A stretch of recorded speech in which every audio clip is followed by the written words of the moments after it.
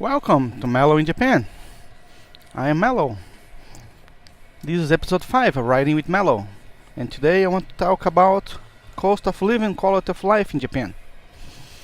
I'll be traveling from Fukuyama to Kobe while you talk about this issue. So let's buckle up and go for a ride.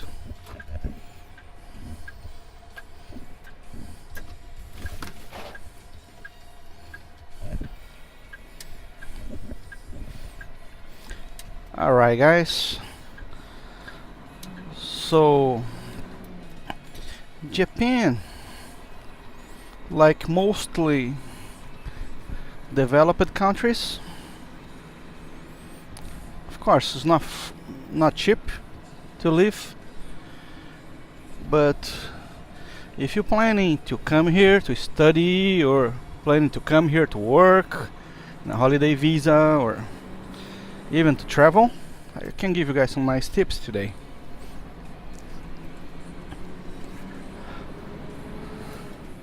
Let's start for the basics. This is the Sanyo Kosokodoro.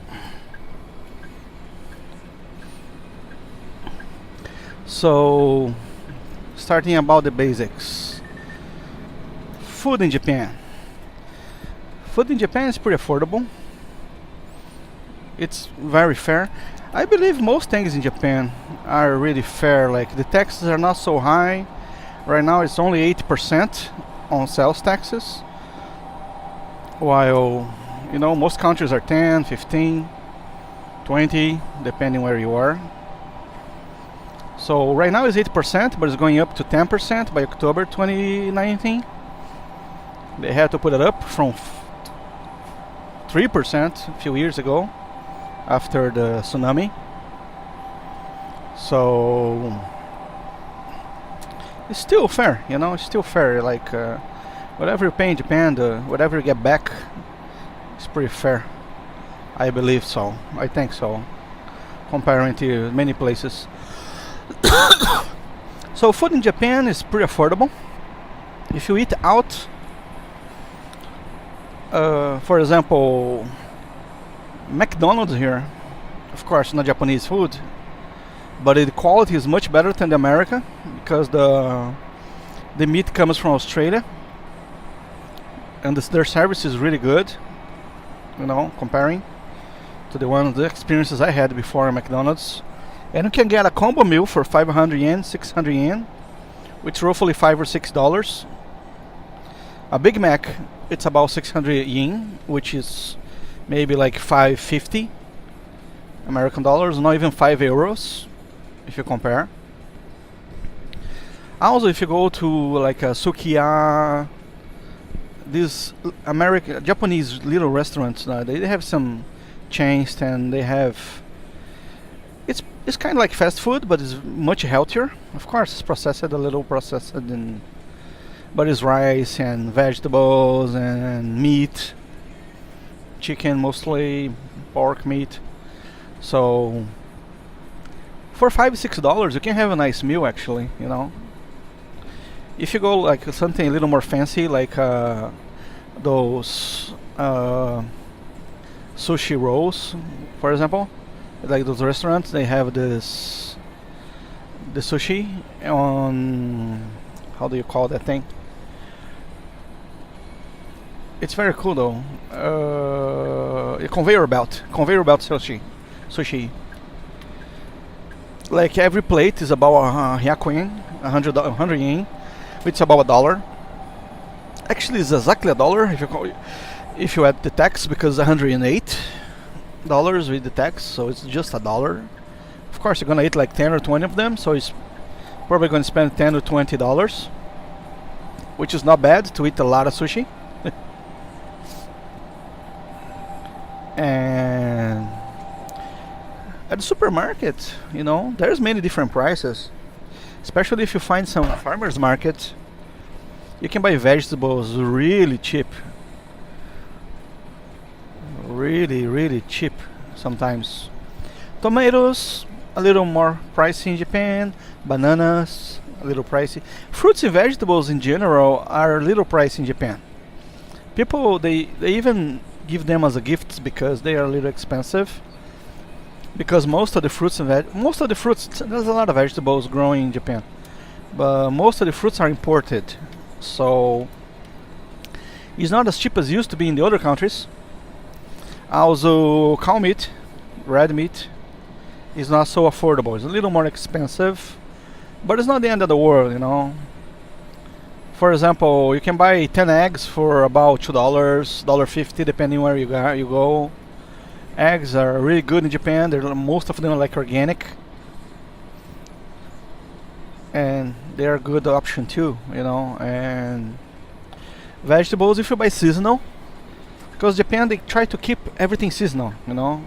Every time the weather changes, people try to eat the seasonal vegetables. Even the restaurants, when you go, they change their menu every couple months. So they try to keep it affordable, you know, and also fresh, which is very important. One thing I love about Japan, they banned GMOs back in 20 years ago, 1999. Probably one of the first countries in the world to ban them, and that's really good. So you know the food here is really good quality, you know. You're not gonna eat things with a lot of chemicals on it. The Japanese, it's very serious, you know. Food is a very serious business in Japan. I even work in some factories making bento, which is like a little box meal. And you don't believe the quality, like you don't believe how clean these people are. It's really, really good. Of course, not at them all 100%, but comparing to whatever I see around it, is the best so far. So,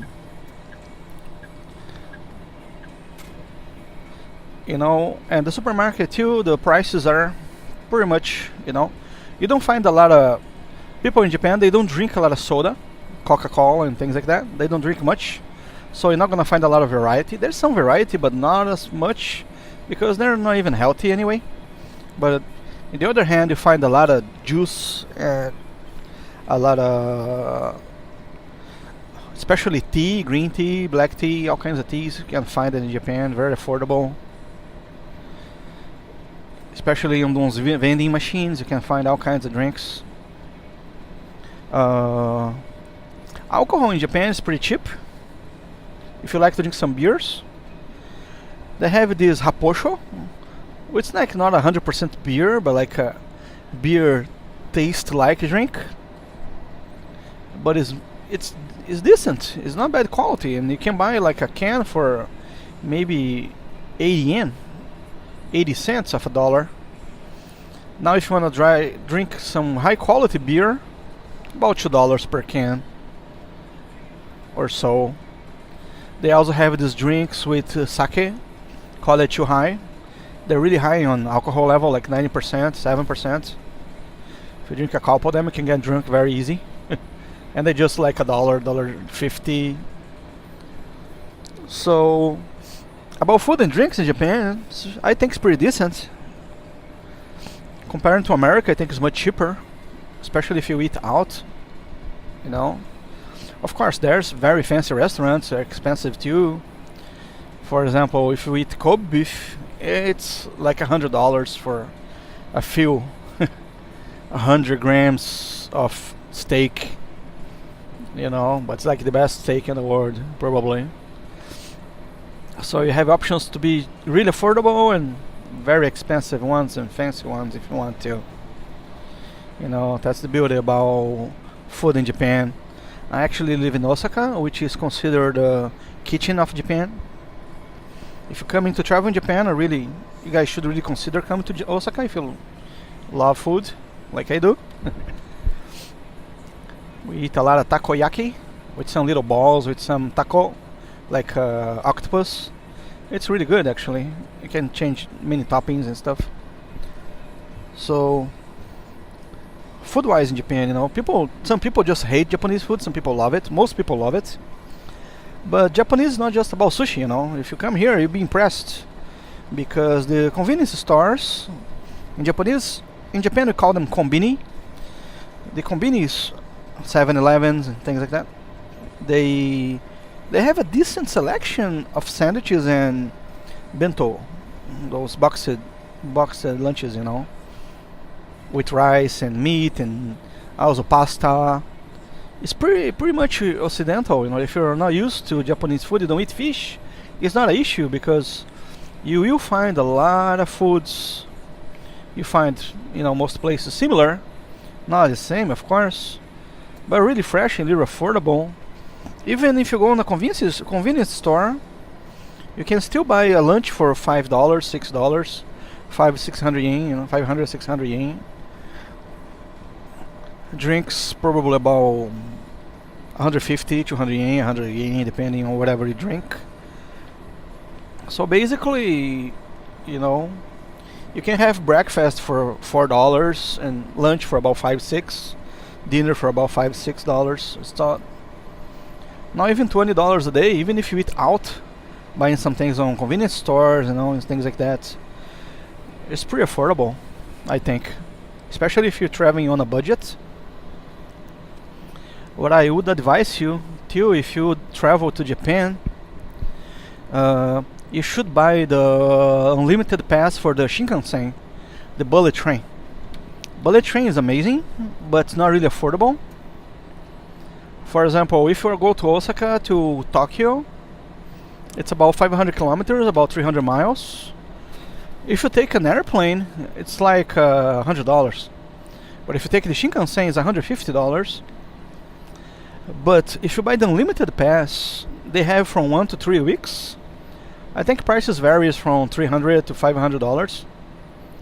But still, even if you buy the 3 weeks for like $500 and can travel all Japan with the bullet train, it's pretty fast and you can see a lot of the country, and that becomes really affordable.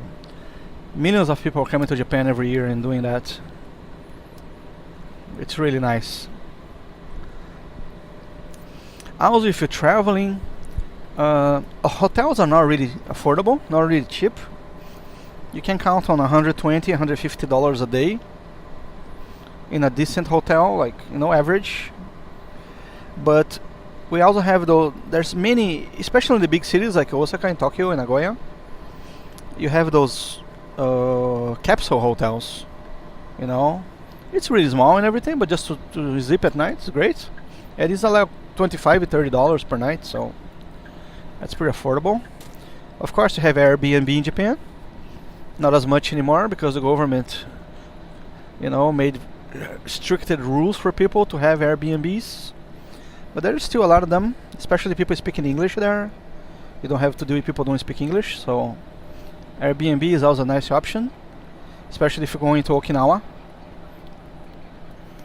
And what else about traveling? Oh, of course, in Japan you have something different. In America we don't have those, people don't have those, but in Japan it's very popular, are the love hotels.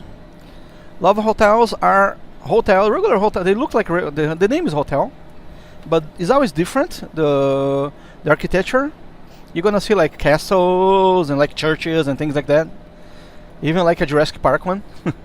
They're really interesting. I'm gonna make a video about them in the future. So as long as you see a sign on the door and says like rest 3 hours for about $20, 2,000 yen, or stay for 5,000 yen, something like that. Those are love hotels, and they have full service restaurants inside. But the funny thing, you go inside, don't see anybody. It's everything like automated. There's computers there. You just choose the room and everything. So that's where people go to make love.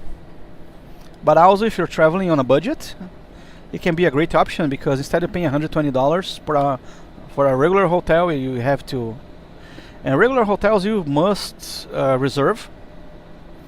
But the capsule hotels and the love hotels, you don't have to reserve anything. Just go there and check in and check out. Very simple. Even if you don't speak the language, it's very straightforward. Sadly, in Japan, outside Tokyo, not many people speak English. You see signs, like you see me traveling right now, and there's all the signs. There's is written,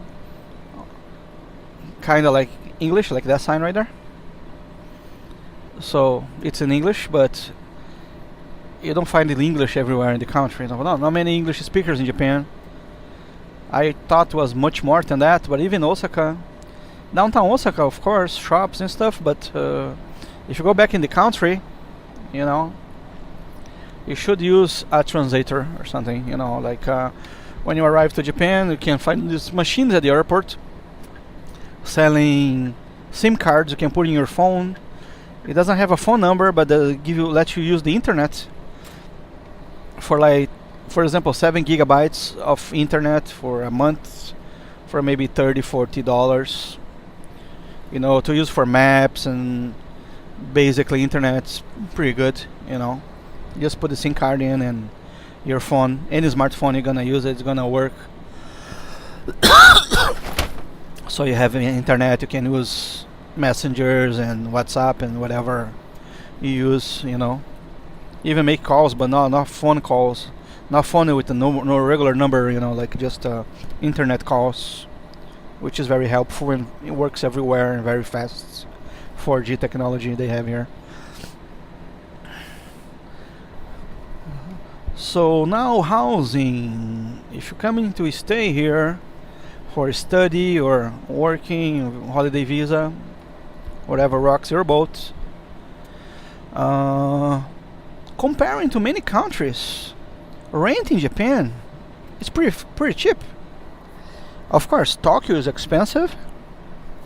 Let's talk about Tokyo a little first. I never really lived there, but I always do my research.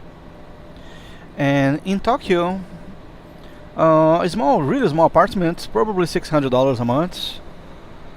If it's not downtown, of course. Downtown, $1,500, $2,000, you know.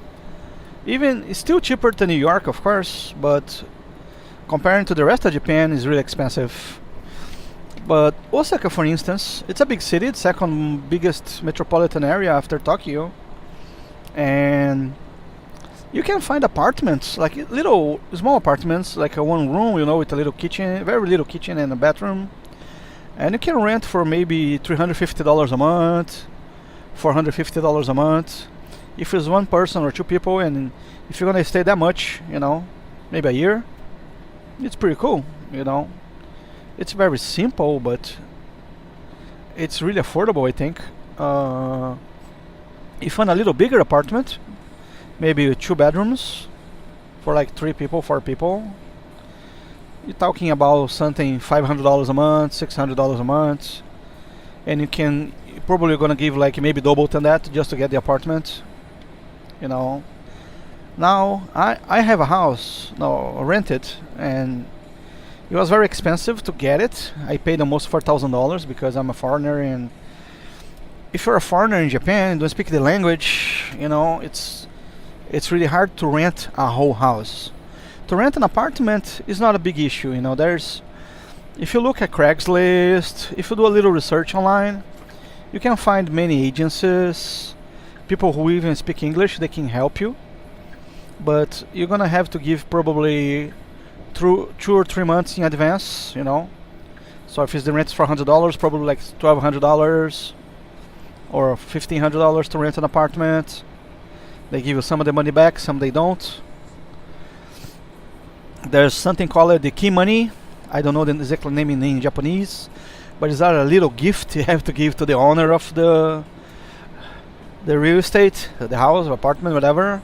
And normally you have to give them a gift like 1 month of rent for the pleasure of moving in. I don't really like that, but I had to give my house $650 as a gift for my owner, which I don't even know her, but it's okay. So to rent a house is expensive to get in. But once you get the house, for example, I got this house it's $650. It's in Osaka, and you even have parking. And if I take the train, it's like 15 minutes from a train station. And if I take the train in 12 minutes, I'll be downtown. I'll be in Namba. Or very nice.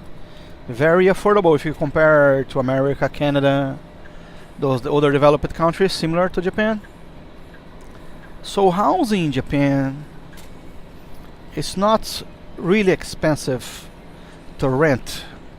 Of course, the first time you rent is not gonna be so cheap, but the monthly rent is not really bad. I think it's really affordable comparing to the money people make in Japan, because for example, compared to my friends in New Jersey, in the States, minimum salary, the basic salary is like $10 an hour, $8 an hour people make.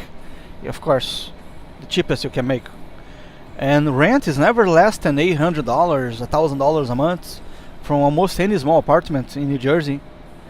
Now if you rent a little bigger, it's like $2,000, really, really expensive. And in Japan you still make about $10 an hour, and you can rent something for $300. So it doesn't break the bank, you know.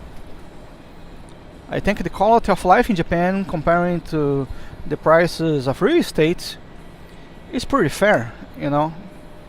It's not something like two people work, one to pay the rent, like I seen happening in America, basically. You know, on those basic jobs, people don't make so much money, but you can still afford, you know, to live in a decent place. And in Japan, like the closer to the train station, it gets a little more expensive. If it's a little further, it gets cheaper. You know, because most it's the big cities, the public transportation, it's really good, really good. You can take the train anywhere. A lot of buses, not so many buses, but most subways, they're really good. So if you stay in Japan for a year or two, you don't even need a car, you know.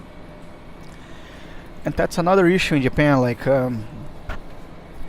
one of the things not so cheap in Japan is to own a car and travel by car in Japan. Gasoline in Japan, it's about $1.40 a liter. So we're talking about $5.50 a gallon or so, which is probably double than you guys pay in America, Canada. It's not so cheap, but the cars here, they're like they do a lot of miles, a lot of kilometers with a liter. So for example, I'm driving, right now I have a little small car, and my car does 13-14 kilometers with a liter, so it's like 35 miles with a gallon. So it evens up, you know. It's not so bad because the cars are smaller and don't spend so much gas too, you know. But if you have like a V8 engine, that's kind of expensive to have in Japan. Not many people have it. People who have it only travels like on the weekends or something, you know. You cannot use these big cars on a daily basis because it gets very expensive. Another expensive thing in Japan too are the highways. As I mentioned before, they really put the high into the highway in Japan because they're elevated and very expensive. If you travel 300 miles in a highway in Japan, an expressway, Kosokodoro, 300 miles is going to cost you at least $150. You know, if you drive a regular car, a truck is even more, of course, probably a couple hundred, a little more than that. Of course, the highways are really neat, like you can see. Very good quality, very well maintained. So another thing, if you come into Japan, and I have some tips in other videos about getting a driver's license. I think episode 2 I have that, talking about that. But if you're buying a car, I strongly advise you to get a Keiji Dosha. Keiji Doshas are cars built in Japan. They are only 660 cc's engine. It's very small engine, 3 cylinders engine, but they only built for 4 people, you know. But taxes are really low, like $180, like that one. That one's a Keiji Dosha, yellow plate. The black one just passed by us. So they're decent, you know. They're small, but the cities are narrow too, so the roads are narrow. So they're pretty built for Japan, you know, and it's okay. It's not a freaking Jeep Grand Cherokee, but it does the job. It takes you places, and only $80 a year per taxes. And when you buy them, it's very simple to do the transferring and things like that. So you don't have to deal with a lot of bullshit. Especially you don't have to have a proof of parking, because any car over 660 cc's, the white plates, before you can register the car, you must have parking for the car. And in Japan, it's illegal to park a car in the street. You must rent a place to park your car. And prices vary a lot. If you live in the country, probably gonna pay $20 or maybe $30. Sometimes you get free, but normally no. Normally they charge you even a little, like $20 a month. The least I paid in Shikoku was $30 a month, 3,000 yen. About like $28, something like that. But in Osaka, for example, forget it. You get no parking for less than $100 a month. I used to pay $150 before I moved to this bigger house. So parking is not cheap. Tokyo is even worse. Tokyo, I heard, is about $300-400 a month, depending where you live. You know, the car doesn't matter which size of car you have, but the issue about the Keiji Dosha and the white plate, like the regular cars, because the Keiji Dosha, you don't have to have the proof of parking. Of course, you still need a park for your car, but you don't have to make like a contract and bring them the contract to the police, and they go and check. They go there and they check your spots to see if it is okay. Things like that. Takes about 3 days to get the permit. After you get the permit, then you can register the car. So the Keiji Dosha doesn't need that. And when you do that, they charge you money. Normally they charge 1 month of rent just to give you the paper for you to go to the police. So for example, when I got my parking, and of course, especially for a foreigner, and you don't have a Japanese to be your hoshonin, which is your like your guarantor. There's another thing in Japan, you know, like depending on things you rent, like a parking or apartment, they want to ask for a guarantor. Depending where you go. Sometimes they don't, but if they do, the person must be like Japanese and stuff. And of course, if you're just coming to Japan, you're not gonna find a Japanese person to sign for you, unless you have family or something. So in my case, I had no guarantor. I have no Japanese friends yet. Of course, I don't even want to ask somebody to do something like that. So the guy charged me, it was 16,000 yen a month in the beginning, $160. And he charged me 3 months of rent, 2 months deposit. No, it was 4 months of rent I paid for the guy. 70 something thousand, 74,000, like $700 just to get the parking spot, and not including the paper to get the permit. If I want to get the permit for to register a new car, for example, I have to have at least 6 months on my contract and another month of rent. So, you know, sadly they really rip you off on this deal, you know. Having a car in Japan is not really affordable. Like it's affordable, you can have one, but it's a lot of money, you know, like not a lot of money, but you're gonna spend some money, you know. And depending on the car, if you have something, you know, like economic car, probably about $300 a Fit, Honda Fit for example, $380 every year per taxes. If you have like a little van, like a 7-passenger van, the engine a little bigger, like 2.5 or something around $500. And if you have like a Mercedes with a bigger engine, like a V8 engine, something around $800-900 a year you're gonna pay in taxes, you know. So the bigger the engine, the more they charge you for the taxes on the car. Now if you come in here like to be a teacher, for example, and stay a year, it's really nice to have a little moped Those mopeds are really affordable. You can have, as long as you have a car license or even an international license, you can use an international permit for a year. So if you're only staying for a year, you don't need a license. You can just drive on an international license, but no more than a year. After that, you have to get a Japanese license.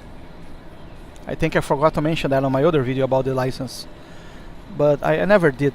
Once I got here, it took me 3 months, then I got my Japanese license, so it's much better that way, I think. So if you just stay a year, a moped, it's a nice way to go around, to get around. It's probably it's 50 cc's, you know. It's not really strong. You're not supposed to go over 40 kilometers, so 25 miles per hour is the limit. You can only drive. You can never drive on a highway like this, of course. You can only drive on the basically on the shoulder, but not on the highway like on the regular avenues and inside the city. They're really affordable because taxes on them is only $20 a year, 2,000 yen or so. You pay in a year, basic per year, and the beautiful thing, you don't need parking. You can park there anywhere you park a bicycle. So you're not gonna spend more than $1 or $2 to park. For example, if you have one, then you have to go to a train station and park in a paid parking for. It's like $1.50 for 24 hours. If you have to pay parking. If you just park with a bicycle, you can park. People park even Harleys. They can supposed to park bicycles, you know. So Japan is a very nice country to have a bike, a motor bike. Now if you want a little bigger bike, then you have to get the license. If you had one in your country and want to transfer, you can do like a change. As long as you prove you had the license for over 3 months living in your country after having it, then you can have, this is a long truck. Then you can have a license for a bigger motorcycle.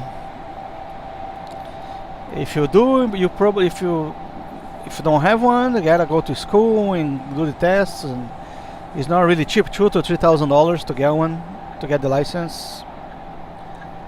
Few hours, 20 hours test, practice and things like that. But that's another issue for another video. So if you travel in Japan, if you are in Japan, you know, living or even traveling, the cheapest way to travel in Japan is by bus. Buses in Japan are really nice, clean, kind of fast, and really affordable. Especially if you buy overnight tickets, you can buy in any convenience store. But sadly, most of instructions are in Japanese, so you might need somebody to help you with the language, or use like a translator. I never did that, but I know, like, if you go, for example, Osaka to Tokyo, it's about 7,000 yen if you go on a regular day. But if you buy overnight ticket, reserve a overnight one, it's about $40. And you get it, like, for example, you get 10 o'clock, 10:30 at night, and you zip on the bus, and you get there like 5, 6 in the morning. So it's one night you save to be in a hotel, and it's really affordable to travel. There's many buses, like overnight buses, all over Japan. It's another easy way to travel. Car rental is not that expensive. Just beware, then we drive on the left. So if you've never seen that, it's a little crazy. And the first time you come to a country, like I've been 36 years only living in countries driving on the right. Then I came to a left driving country, and that's so odd. I used to cross the street looking on the opposite way. You know, it's kind of crazy to just come in here and just rent a car and drive. Most people don't do that. Most people take the Shinkansen and airplanes, and they avoid driving. You know, one very good thing in Japan are the taxis. But if you are outside of Tokyo, most taxi drivers, they don't speak any English. But if you give them the address, they'll take you there, you know. and not really affordable. For example, if you in Osaka from the airport to downtown, it's like $160. And in Japan, we don't have Uber. We have Uber Eats. It's another service you can, if you come to Japan, you can use. Uber Eats is all in English. You can order food and have it delivered, as long as it's in Kyoto, Kobe, Osaka, and Tokyo, in Yokohama. These locations for now. So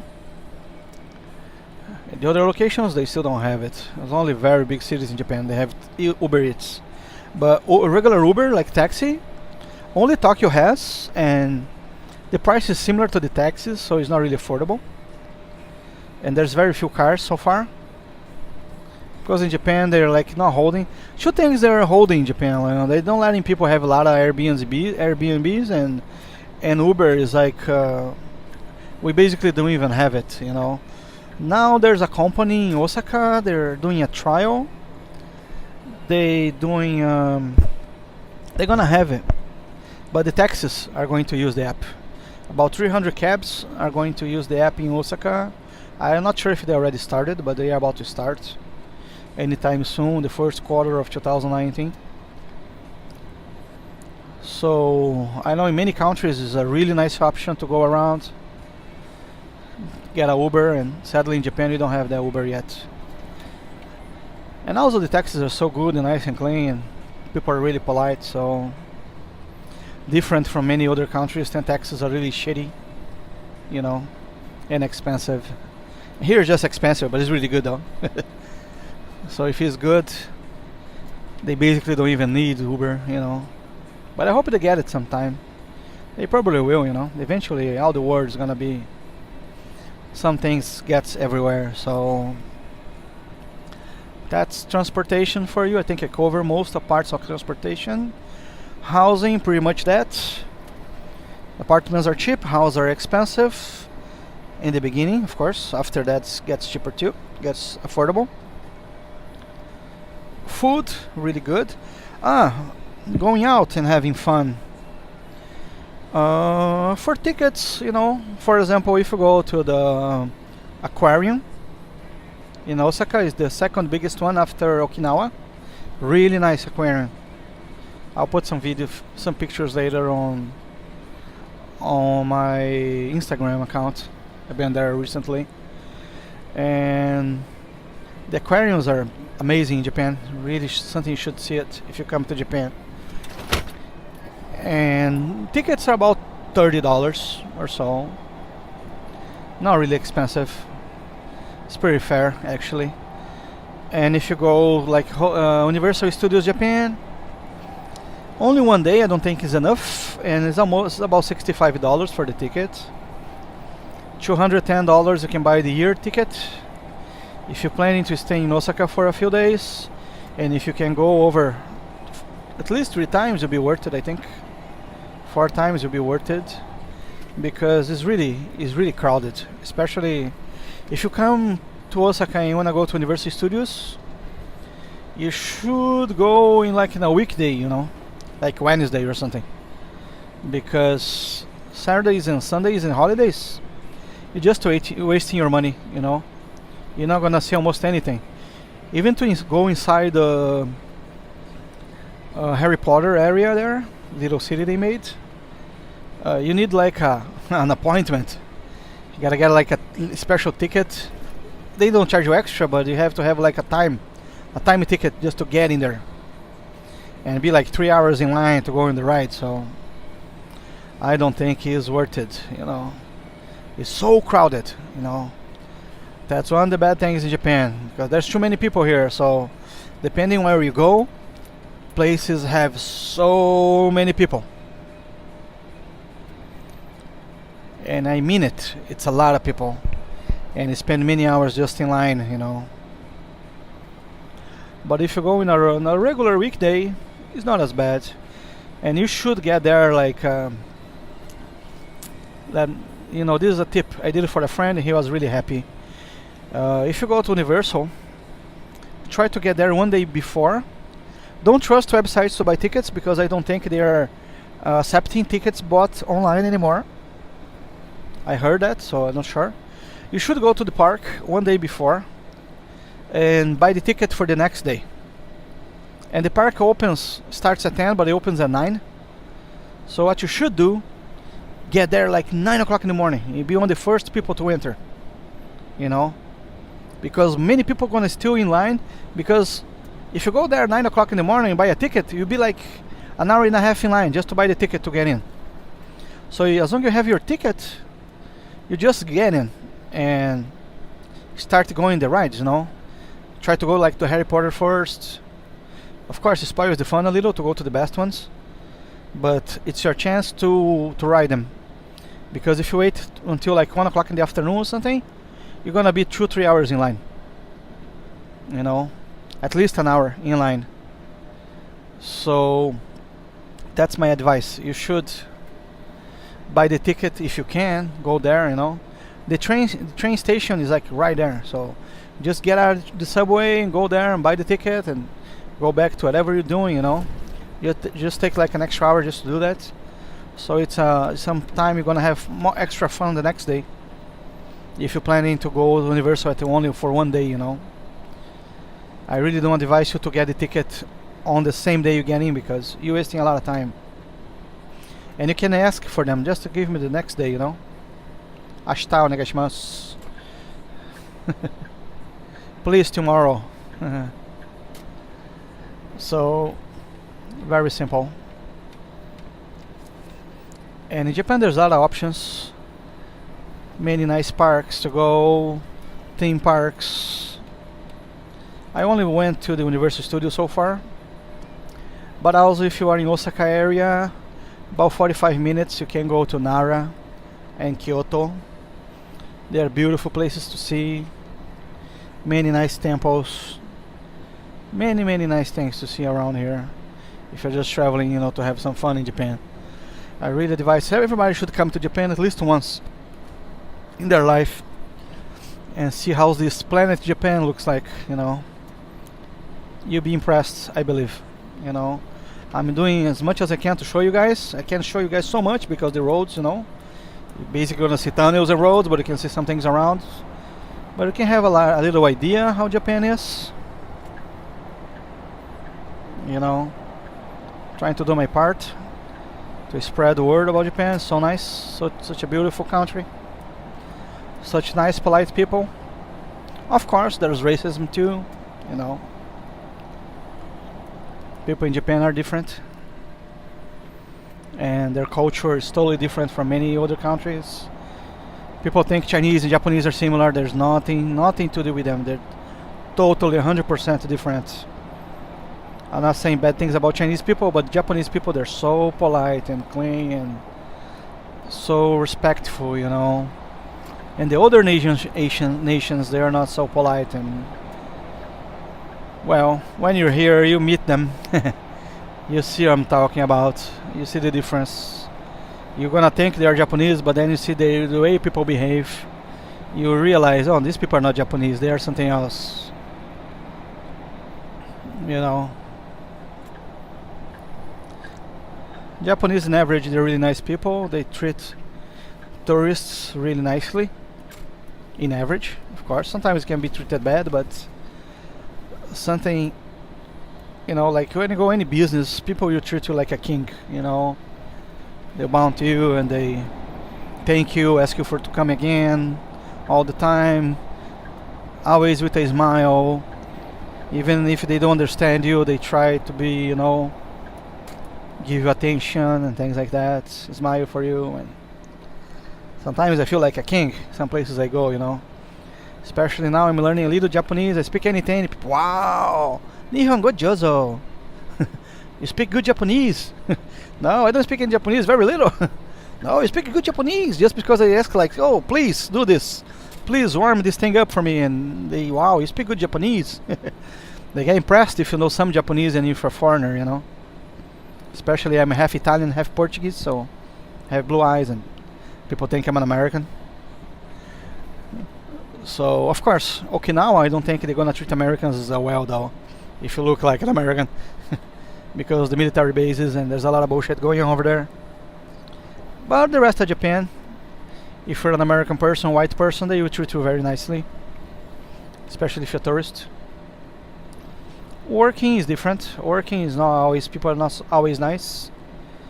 I got fired one time already because I'm white, because this guy was really racist, you know, and he just found like a reason, like because I don't speak much Japanese, just I know gotta get rid of this guy. After 3 months on the job, I got the experience and everything. He fired me for no apparent reason, basically, and I knew he was really racist. So the way he used to talk to me and treat me. So of course, Japan is not perfect. Nowhere in the world is perfect, but it's pretty close, though. I would say it's pretty close. Like pretty close to be really good. It is really good in many aspects.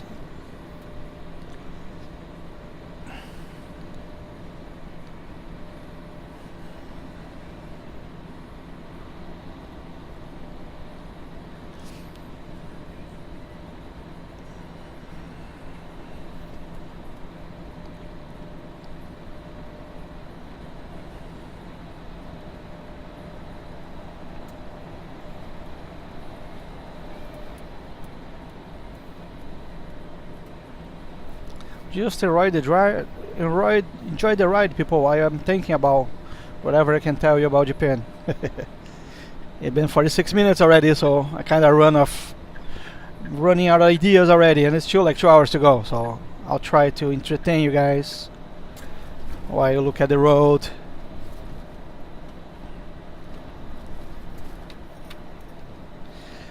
This area is Okayama. Actually, you already passed Okayama, but it's still Okayama Prefecture. Most of Japan are mountains, as you can see in the videos. So many mountains. I believe about 75 or 80% of Japan is mountains. So it's pretty beautiful. I love mountains. It's basically mountains and beaches. And the beach. Oh, it's missing there. Wow.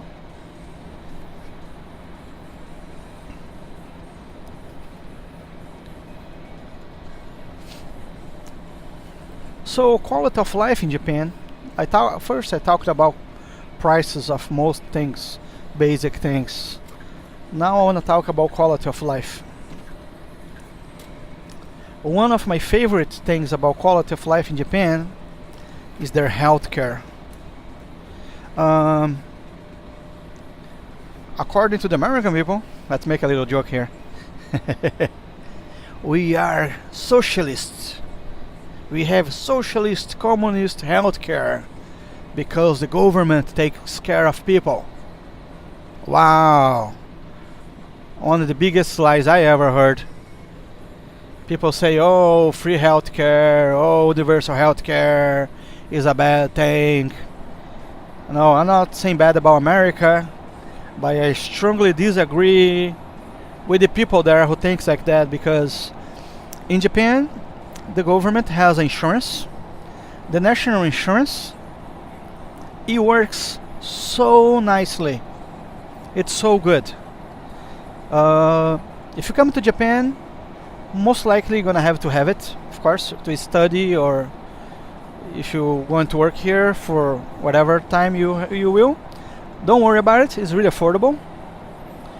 Something around $120, $150 a month.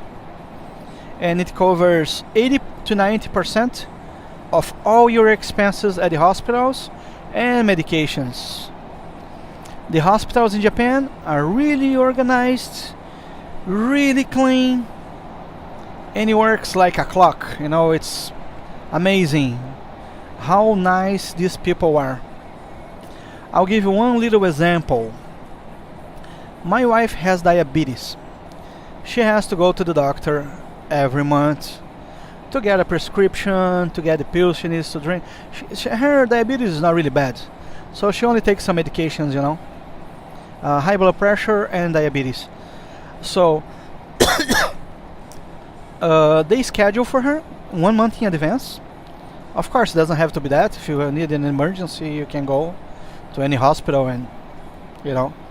But she does in a monthly basis. So every time she goes, they already schedule for her. Sorry about that. They schedule for her in the next month, in the day she wants. Normally she goes on a Friday. For example, they always give her like a 3 o'clock appointment, and they ask her to be there an hour earlier to do a blood test and a urine test. So, for example, it's 3 o'clock. We get there like 5 minutes before 2 o'clock or so. We just go to a little machine. We get a ticket. Every hospital, they make a little, they make a little card for you, and you just swipe this card. And it's a big hospital, so you swipe this card. There's a little machine right at the entrance, and that machine gives you a ticket. And with this ticket, you just go to a counter where they check your insurance card. You show them the insurance card, and then she just takes like a minute. She just tells you, okay, go to the second floor, area 210, for example. There's numbers everywhere, so of course, if you have to go like her every month, first times you better go with a Japanese person to translate, or somebody who speaks good Japanese to teach you. But now you pass it over there, so you know exactly what's going to happen. So you don't even speak much Japanese, and you go by yourselves. So she gets there, gets the ticket. Okay, now go to the second floor, and go to the second floor, and then to go to another machine, swipe the card again, and they give her the little samples, the little cups for the sample, and there's a number. So she goes there, gets the urine sample, for example, and as soon as she's back, they already waiting for her for the blood test. They collected her blood, and they tell us, okay, now you wait for your appointment. That's probably 10 minutes. We did those collections already, like those samples are been taken and and already being tested. So around, for example, the appointment is 3 o'clock. Anytime from 10 minutes before 3 to maybe 3:15, you could say that, between half an hour, between half an hour in between, not half an hour after, but could be 15 minutes earlier, 15 minutes later. Not much more than that. Very rare to wait for like half an hour after appointment. So, for example, 3:15, which is like the most you wait to see the doctor. The doctor already have the results for the blood test and urine test. Take them a little more than half an hour to have that done. So she knows what's happening, what's the levels, sugar levels, glucose, whatever. And she calls in the little room, we sit there, she tells, oh, this is good, this is bad, this has to get better. So according to these results, this month you're getting this much medication. Normally it's almost the same medication. So she gives us the paperwork to get the medication. She tells us to get the medication stuff, and then we just wait maybe 5 or 10 more minutes. 5 minutes normally, and somebody comes to us, give us the paperwork for the medication, and we are on our way. So basically we get there 1 hour before, half an hour later, anything between an hour and a half and 2 hours, it's done. Blood test and urine test and all these things you have to do it, and then you just go to the pharmacy. Sometimes, if you want, they just fax the paperwork for the pharmacy you want of your choice. When you get there, you wait like 2 minutes and they give you the medication and just pay and get out. Or you just go to the pharmacy, wait maybe 5 minutes, and they select all the medications you need. They give you in envelopes, everything separated by how many times you have to take in a day. Everything is Japanese, but it's very straightforward.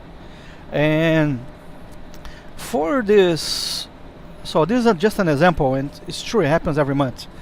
For this, we pay for the tests, blood tests, urine tests, and to see the doctor, because you have the insurance, about $20. for all that. Very fast service, very good. I think it's very fast for being an hour and a half in the hospital and do all those tests and do everything, you know. And plus, when I get the medication, she gets medications for 30, 40 days sometimes. And it's not much over than 40, maybe $50, because the insurance covers about 80% of the price. So she goes to the doctor, she sees the doctor, she does all the tests, and it only costs something between $60 and $70 a month to get all the diabetes medication.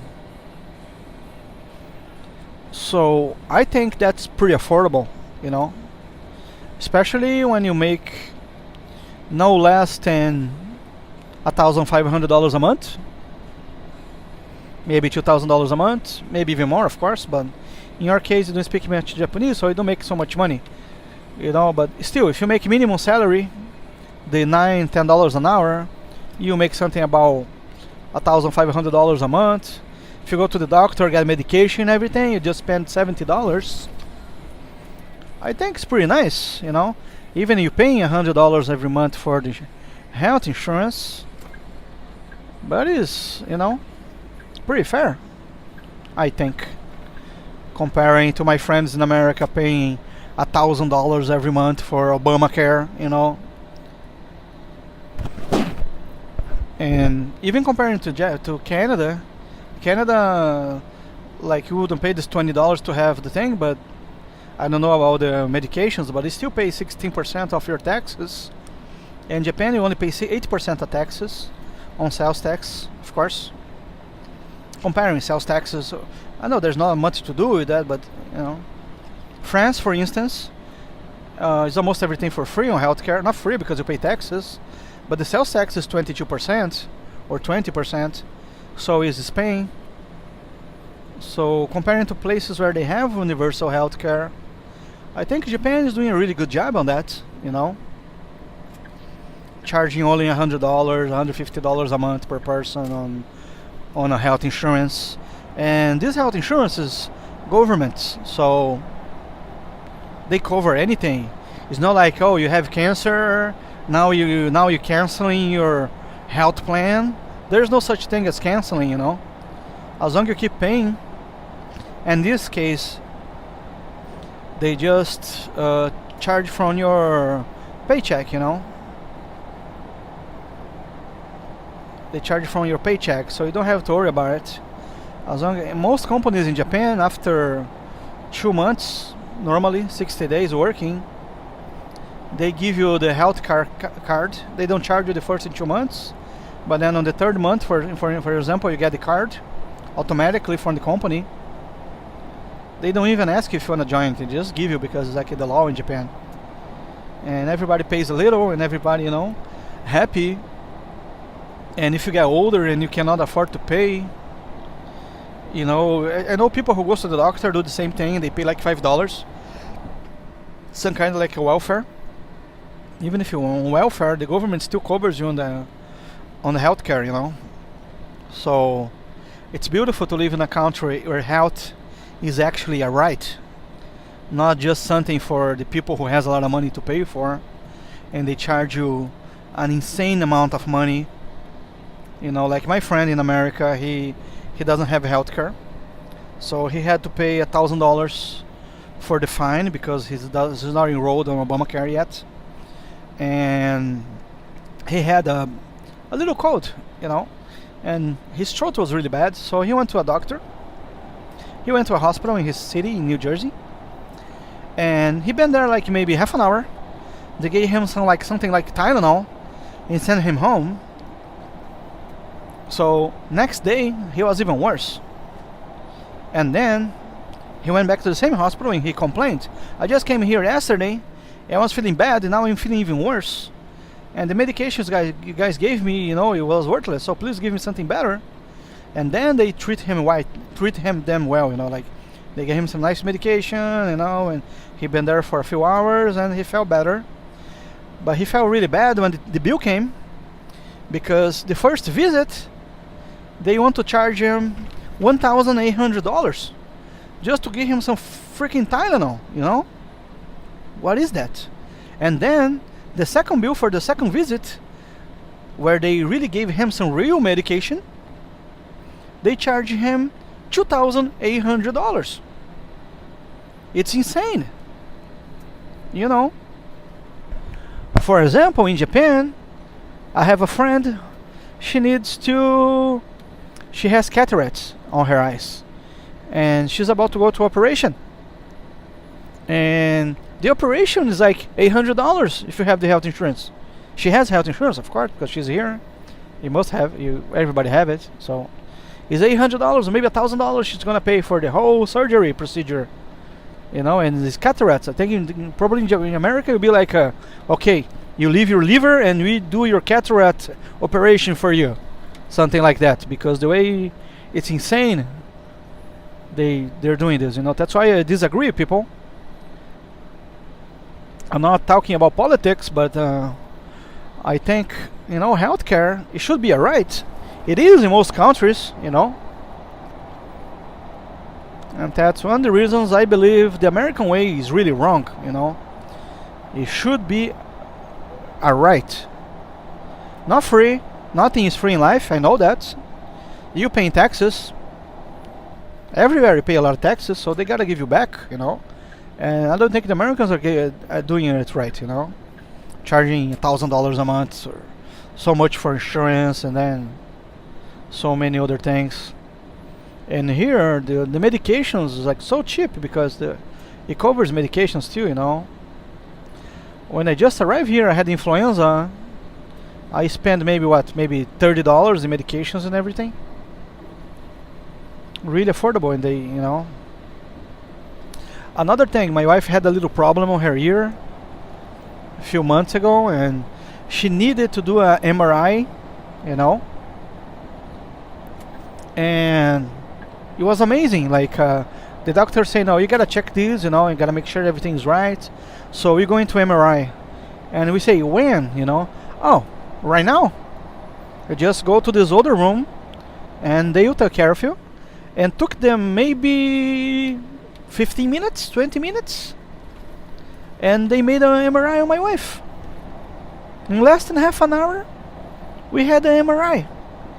And when you pay for the consultation MRI, everything was like $15 or $20 for an MRI.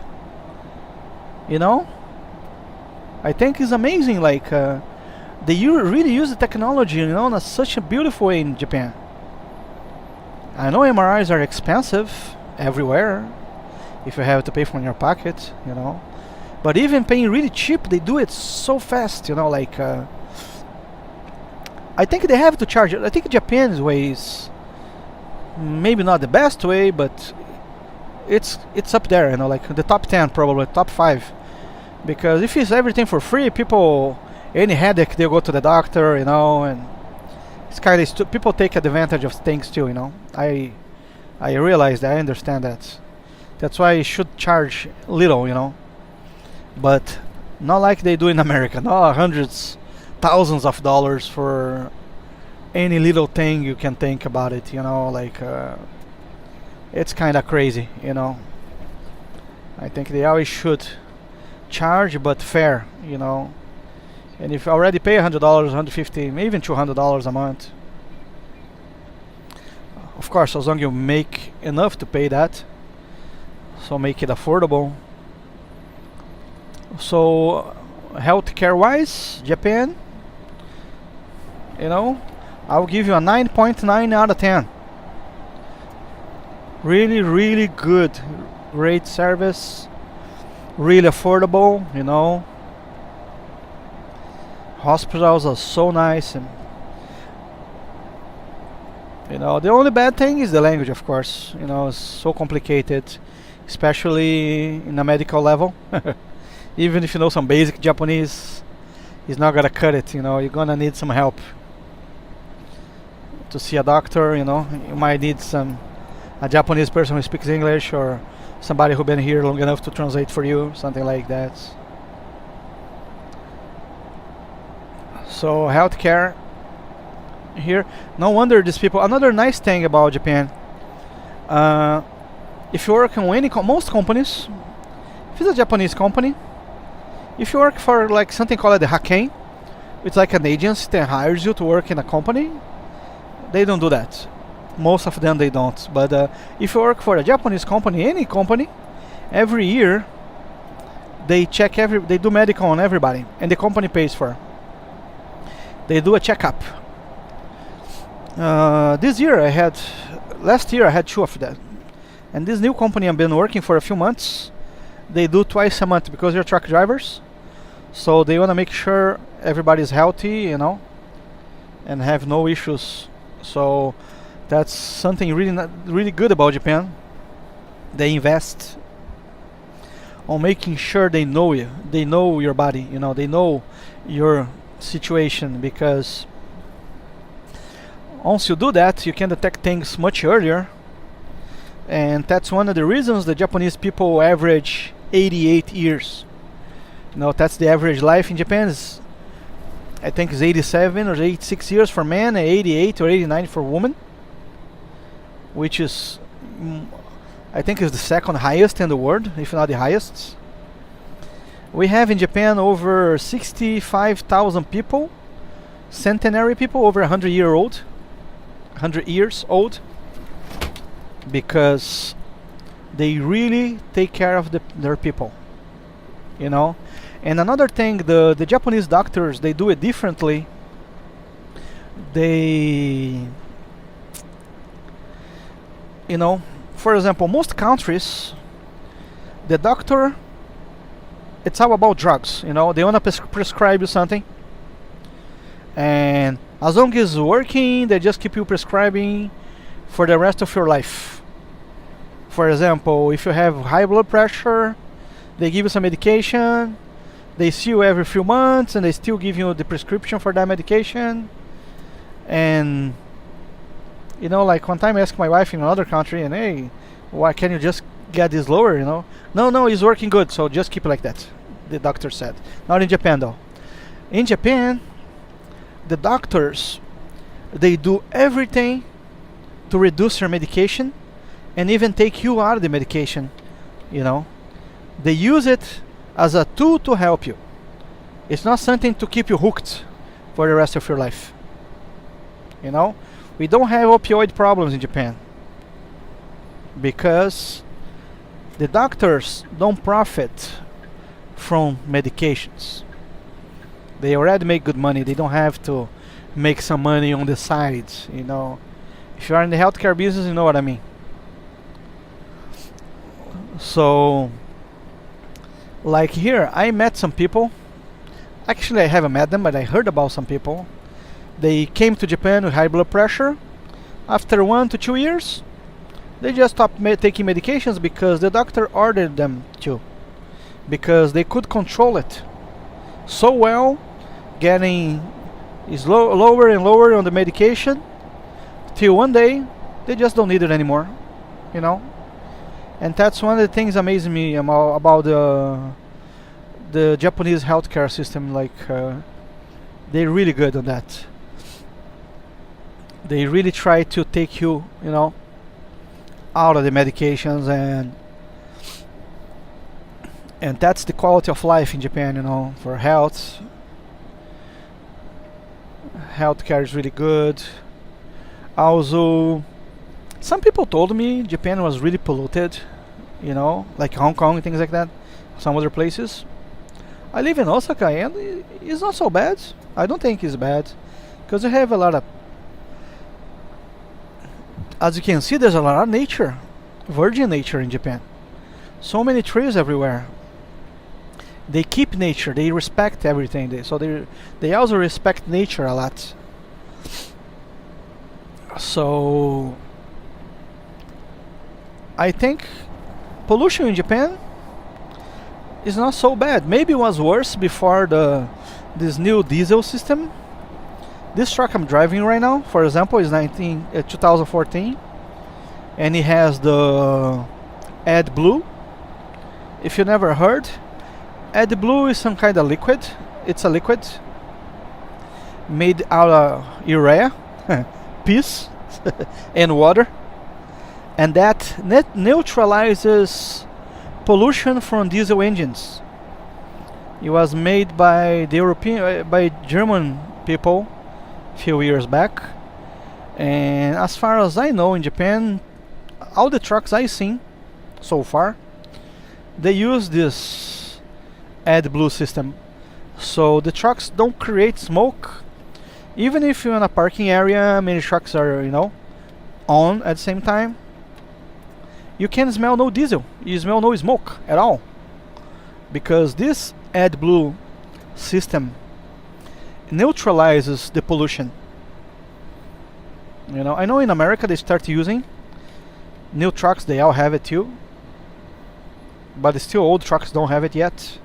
And in Japan it's mandatory, especially even if you have a truck like let's say you have like a pickup truck or SUV but diesel. If you go to Tokyo, you must have it. That's what I know. It's not really cheap to make an adaptation for that. But so far, all the diesel engines I've seen in Japan, they all use this system. And it's interesting because I drive, for example, 1,200 kilometers, like 750 miles, and it uses maybe 5 liters, maybe a little over a gallon of this liquid. The price I'm not sure because we don't pay for it, because the company have their own pumps. So diesel and AdBlue, I just put it there and I only see how much I put it. Have no idea about the prices.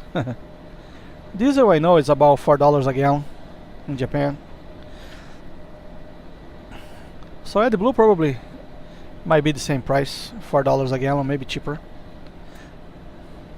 maybe even much cheaper. So not sure about that price, but it's really interesting the way they controlling pollution in Japan. You see smoke, of course, but it's very rare for you to go in even an industrial area and smell anything. I think they use many filters on their systems.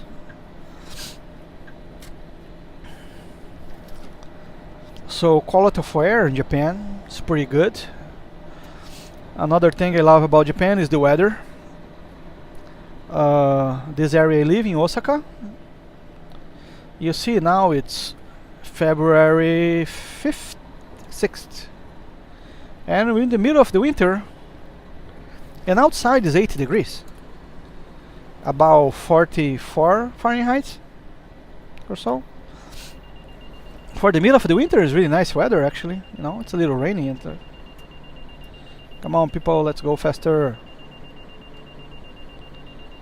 Yeah, this little beep you're hearing is my distance sensor. If I get anything closer than 30, 40 feet from the vehicle, it beeps like crazy.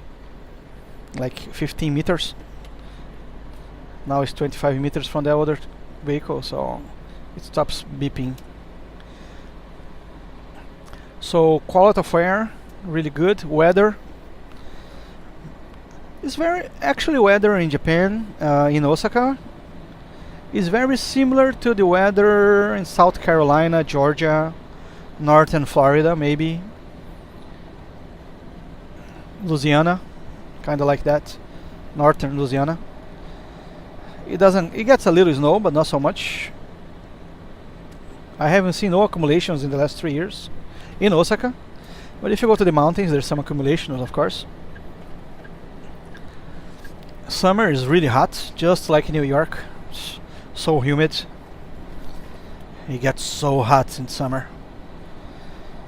Just very similar to America, summer, but winter like southern, like Georgia, South Carolina. And of course, we have a lot of typhoons. Typhoons, hurricanes, and cyclones. If you don't know yet, they are the same thing. The only difference is their area. If you are in the Atlantic or some parts of the Pacific where California is, it's called a hurricane. If you are In the Pacific, where the Japan area is, it's called a typhoon. And if you are in the Indian Ocean, it's called a cyclone. It's the same thing. It's the same, you know. The only difference is how they call it, because the location. Many people think it's different, so I think it's pretty interesting.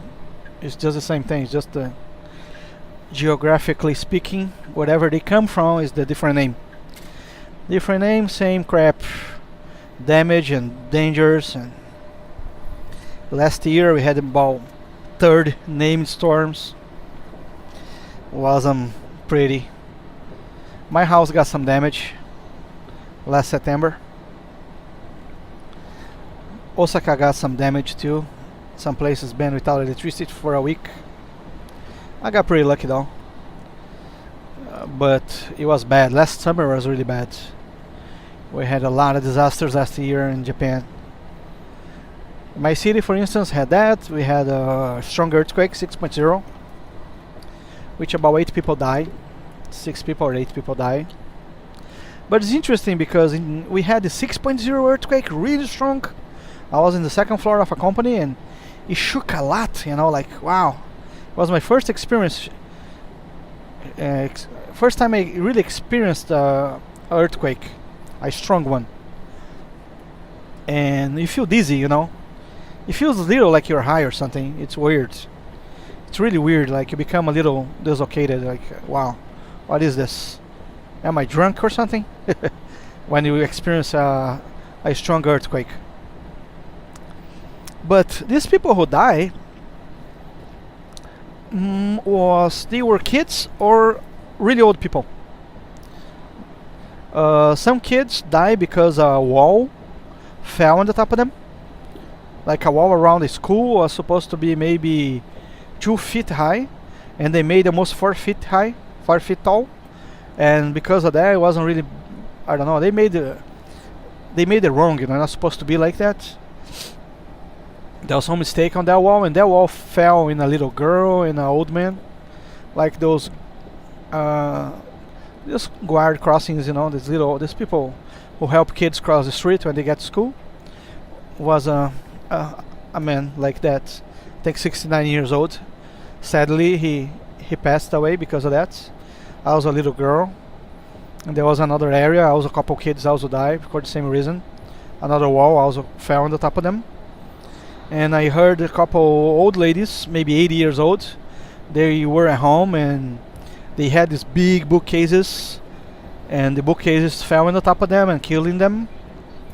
So for the size of the earthquake, you know, I'm not saying it was good, but it wasn't so bad, you know. Of course, people still die, but if you're comparing to the other places when this kind of earthquakes happens, so many people perish, you know. And Japan, because they're kind of ready, they're not kind, they're really ready for this. We have our early warning system for earthquakes. So anything over 3.0 or 4.0, you know, I'm not really sure. I know 2.5, things like that, they don't send you any message. But it's over 3.5, I think. 1 minute before the earthquake strikes, they send you a message. And it's interesting because, oh, right there is the bullet train, just passed by. Sorry about that. So, the bullet train just passed on that on that bridge over there. This is the Sanyo line. Kosoko Sanyo line for the Shinkansen. That goes all the way to Tokyo. So you have about 1 minute advance. When you hear your phone can be even like on silent. It goes like crazy. Like the first time it happened, I was at Costco, and it was a lot of people. I was about to having lunch in Costco. Everybody phones came out together and does a little beep and says dishin desu. This is earthquake. This is an earthquake. Dishin means earthquake in Japanese. Dishin desu. And then suddenly I look up. I even turn on my camera actually, and I have a video. I try to put it on YouTube later. I'll see if I can find a video and post it. My first earthquake, and all the lights start bouncing and shake. It made a little noise, you know. It was a crazy experience. It wasn't so bad. It was like, I think 4.0 or something. It wasn't so strong, but everybody got scared, you know. So that's what happened. And when you have the first time I actually heard that, I was driving and I was on the top of the bridge, and my phone just go crazy and gave me the message. I said, what the fuck is going on? I had no idea. And then my wife called me like 2 minutes later. Oh, have you felt this earthquake? It's the first time I seen this. The whole house shook. Say, no, I was driving. I haven't felt anything. Because if you're driving, you know, the car has suspension, so many earthquakes, if you're on the road, you don't even feel anything. Unless it's really, really strong, then you might feel, but I haven't felt anything that day. But the second one at Costco, I really felt. The Costco was my first experience feeling earthquake. It wasn't so bad. But the third time was June 18 last year, 2018. That was bad. Like, wow. I was like kinda late to work. It was 7:58. I remember the time because normally I used to punch my card like 10 minutes before 8. And I was late that day because I got some traffic. And I was just punching my card,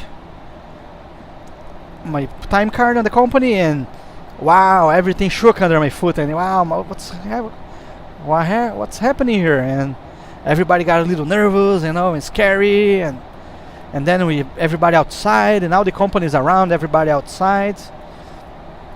And then I was working in trucks. I was actually collecting garbage. And that day was a nightmare because that city has a few railroad tracks crossing the city. It's not subway, just the train just goes on the top of goes on the ground or underground.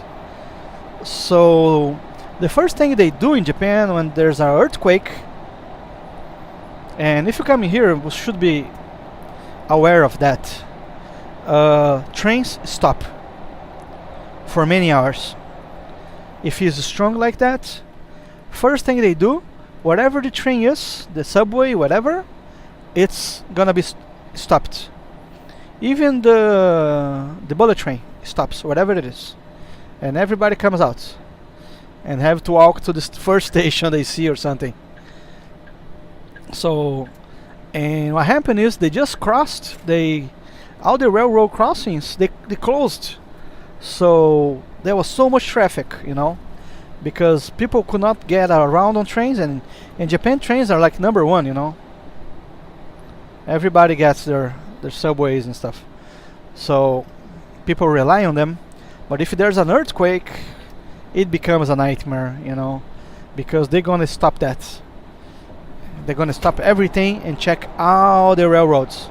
They check them all the bridges. Especially Osaka is the city of 800 bridges. That takes a while to. I think the trains resume service only the next day. So you either get a ride with somebody, get a taxi, pay an arm and a leg for if it's far, or you screwed. I gave a guy a ride there. There was a Japanese guy. I couldn't speak much to him, but he told me he lived in Tennoji. He wasn't really close, like half an hour from my house, but over an hour from wherever you were. So I gave this guy a ride, and he's so happy. You know, I really tried to help that guy that day. I did my share, you know. I could help that guy, I help him. Everybody else had a car, so. But if you depending on trains and you are a little far from your house, it's not a nice experience, you know, to experience a big earthquake, a major earthquake. But that, for example, in the last 4 years, only happened once. So in the last 4 years I've been in Japan, so only happened once. A major one, and they stop everything, you know. So also, if you're in Japan and earthquake, not earthquake, but a typhoon, hurricane. If a typhoon strikes, also you gotta be careful because they stop all the trains, close some roads, especially around rivers. most of the rivers in Japan, Japan has a lot of rivers. Most of the places there's rivers around the cities. So most areas they have this maybe 15-foot wall around it to protect from typhoons, you know. So they have this kind of gates, you know. Like the roads go together with the rivers and stuff, but they have gates and they closed many roads. Some roads go on the top of it, but many roads goes near the river. So they also close a lot of places when there's a typhoon or very strong rain too sometimes. We had an issue too back in July, and a typhoon came to Japan, but it got diverted, you know. It got north on Sea of Japan. It didn't hit us like straight, you know. But because the way the typhoons travel, we got a lot of rain, and there was so much rain. It rained for 3 days straight, and really strong. Really strong. This highway I'm driving right now, it's been closed for almost 2 weeks because landslides, because there's too many mountains. And sometimes if it rains too much like that, it can cover streets and even houses sometimes if you live too close to the mountain. See, if you can see on the sides here, they always put a lot of concrete on the boulders. They try to contain that, you know. But even all this technology sometimes is not enough, you know. Sometimes it rains enough to make some tragedies. And I had some friends doing this job. I wasn't here working on this job yet, but some friends doing the same route I'm doing right now.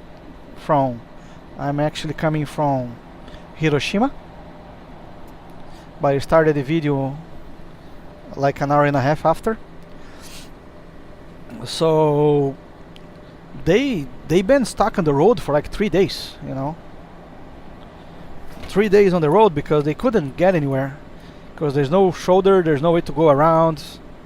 Sometimes it gets really bad, and it happens. And I know you happen to meet eventually too, you know. I hope it doesn't happen, but you know, you are on the road, so anything can happen. That's life, you know. That's life.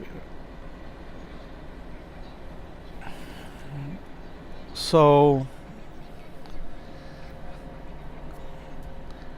Japan has about 14,000 earthquakes every year because we're sitting on the top of the Pacific Circle of Fire, which is a very active volcanic area. Many volcanoes in Japan, very active volcanoes in Japan.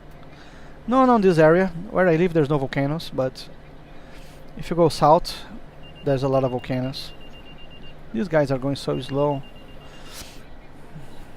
Come on, people. It's raining, not snowing.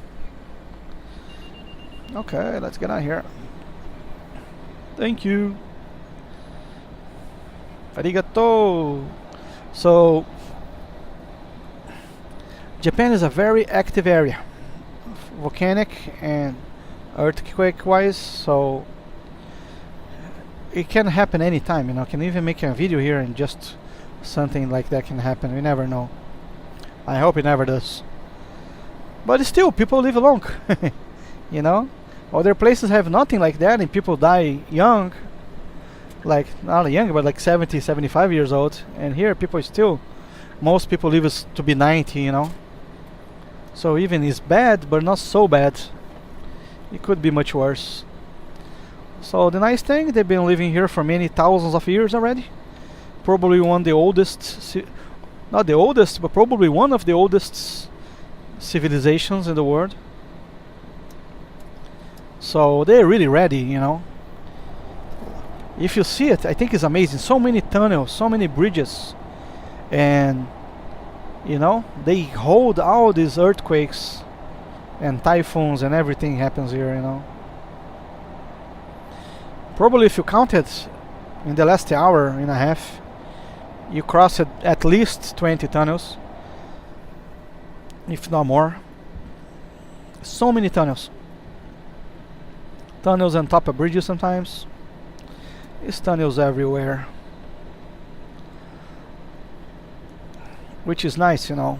It's nice because they really try to keep nature untouched as much as they can. Of course, they do many modifications, but still, you know, comparing to many other places, they really respect nature in Japan, which I think is really nice, you know. Gotta love Japan. See on the left there, you can see they made a little wall for to avoid the landslide, for example. A block wall. It's raining, and that sign says it's slippery. Suripo. Ame suripo. Like, be careful, it's raining, it's slippery.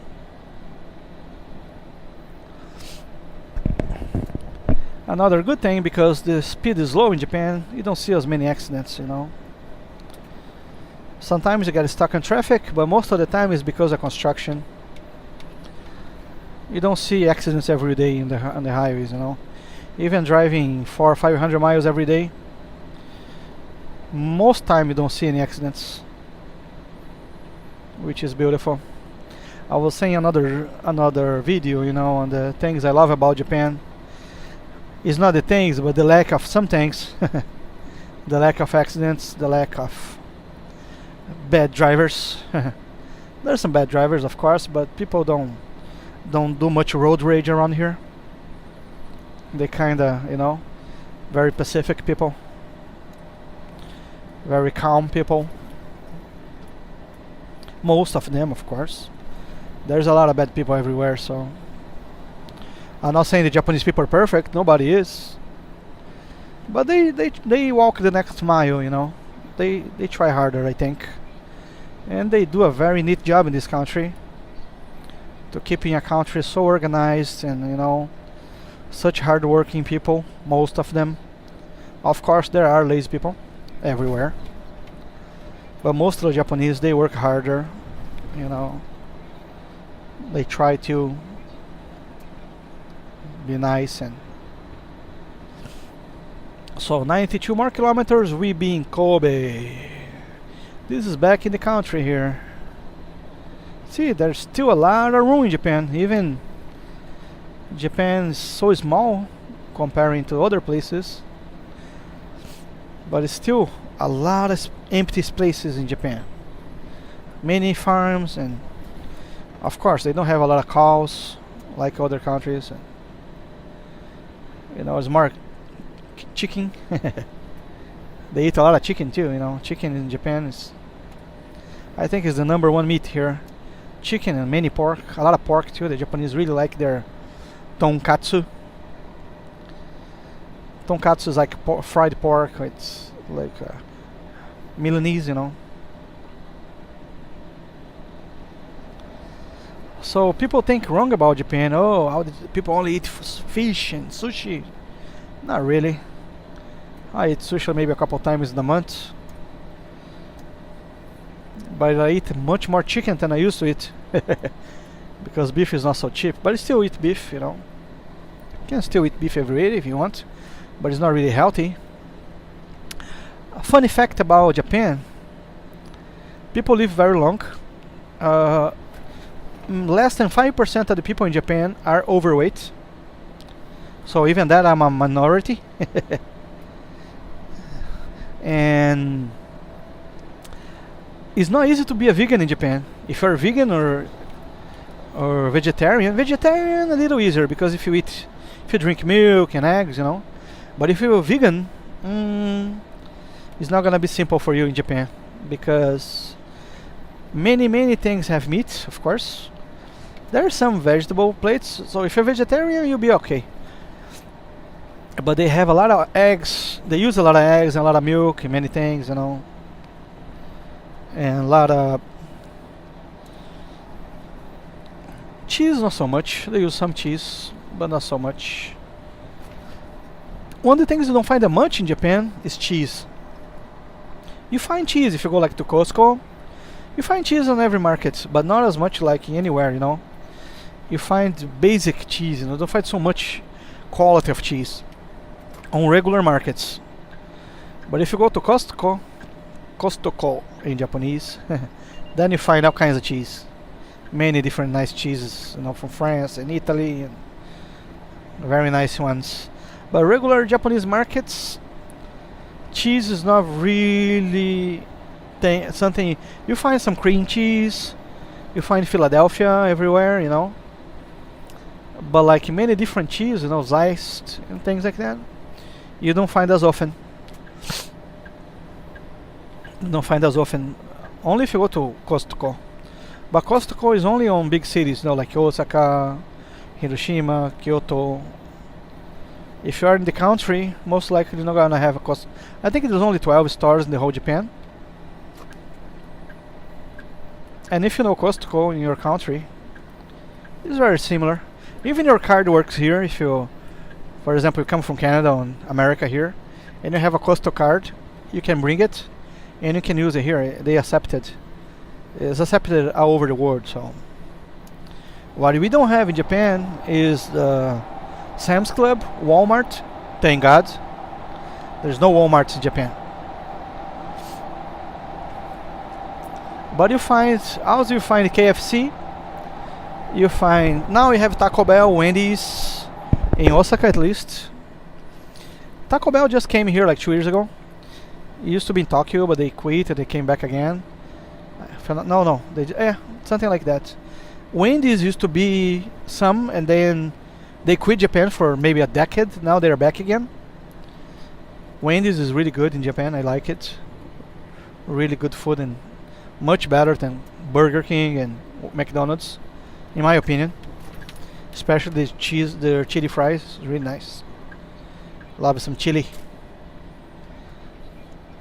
And if you like spice food, in Japan you find many Indian restaurants, Pakistani restaurants, and of course Korean restaurants. Korean is really spicy.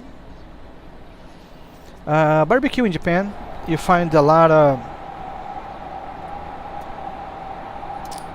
Korean barbecues. It's called yakiniku. They can be anything from $13 to $30 per person, depends where you go.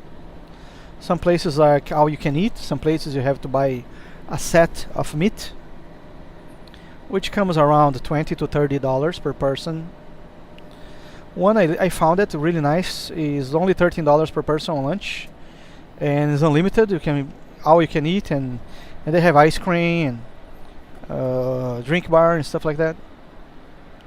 So yeah, because in Japan it's a little different, you know. All you can eat, they have some, but it's not. You don't find so many. The one I'm missing in Japan so far, that I really enjoy in America, was all you can eat Chinese food. You know, those Chinese buffets. Of course, the quality is not that good, but it's affordable. $10, $15 you can have. You can eat like, you know, you can eat a lot. And I love to eat, so. But in Japan I never found. Chinese food in Japan is totally different than the Chinese food in America. Totally different. It's good, but I still prefer the American one. I still believe the American Chinese food is a little better. Maybe the quality here is a little better, because no GMOs, you know, no so many processed things. But I love the Chinese American food. I miss lo mein and General Tso's and things like that. So nice. Delivery everywhere. Huge menus. Here the menu is a little limited and it's not so cheap. You know, it's not as affordable as is in America to eat Chinese food here. Korean food, I only ate the barbecue. It's pretty good. Oh, about the Korean barbecue, you have to do it yourself. All the meat is raw, and every table, in the middle of the table, has a grill. Of course, they have like a exhaust system to collect the smoke. But it's kind of fun because you cook the food any way you want it, you know. So it's interesting the way Korean barbecue works in Japan. I never seen in other countries. Never had the chance to go any, but I don't know if it's the same. But in Japan, all the meat is, of course, they have some food there and a buffet or something, salads and stuff. But the meat, it's all raw, and you can season it the way you want it. Some are already seasoned, and you just make it. You just put it there and you grill your own meat. It's interesting. I like it. It's really good. I had some good experiences on the Korean barbecues in Japan. Something we have in Osaka, there's a all-you-can-eat buffet on a KFC, which I never seen that before, and it's really affordable. It's about $15, and for 90 minutes. Another thing is different in Japan. Wherever you go to a all-you-can-eat, it's timed. Normally it's 90 minutes, 70 minutes. Normally 90 minutes.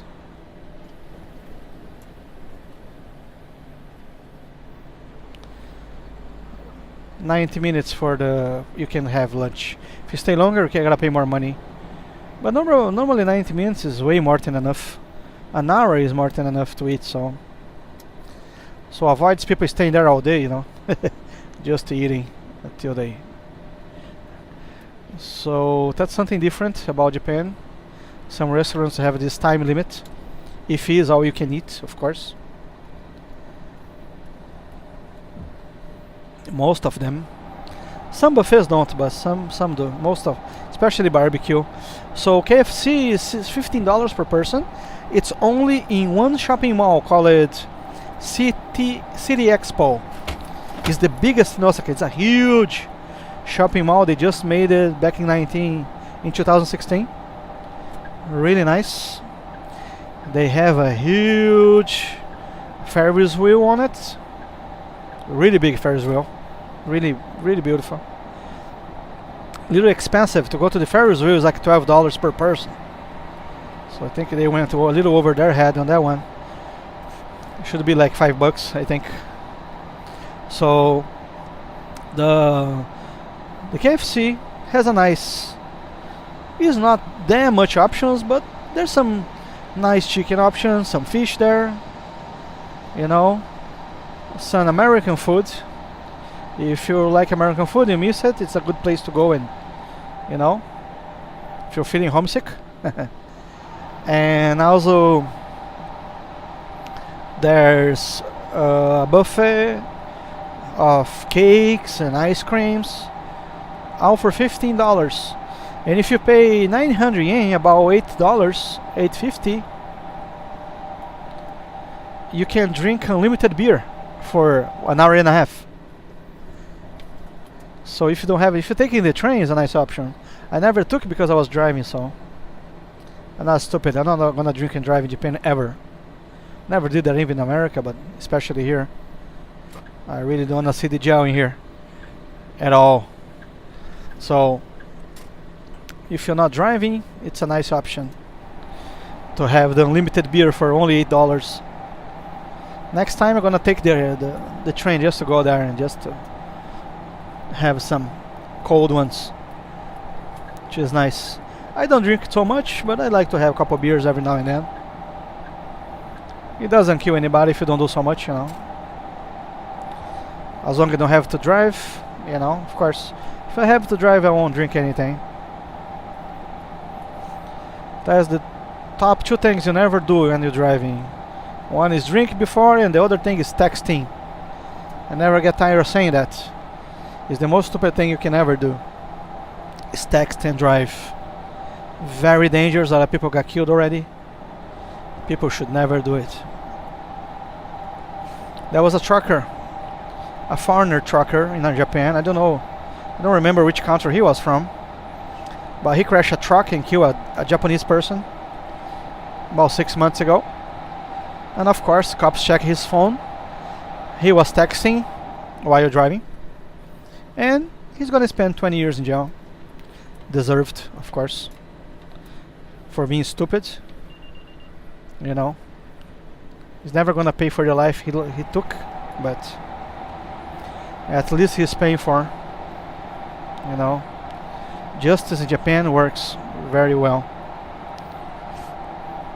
99% of everybody caught by the cops, they really go to jail, you know. Japan is a little different from other countries. You are guilty until proven innocence. So, if you do anything stupid in Japan, yes, they put you away for a long time.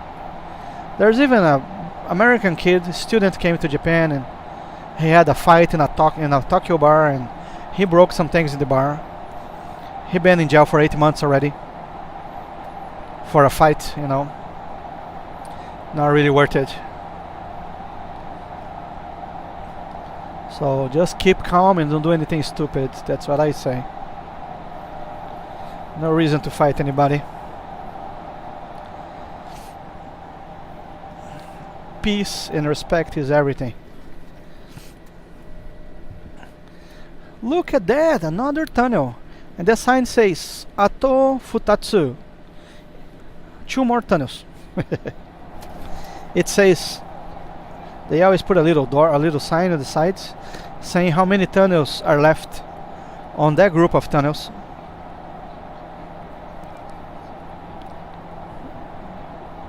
So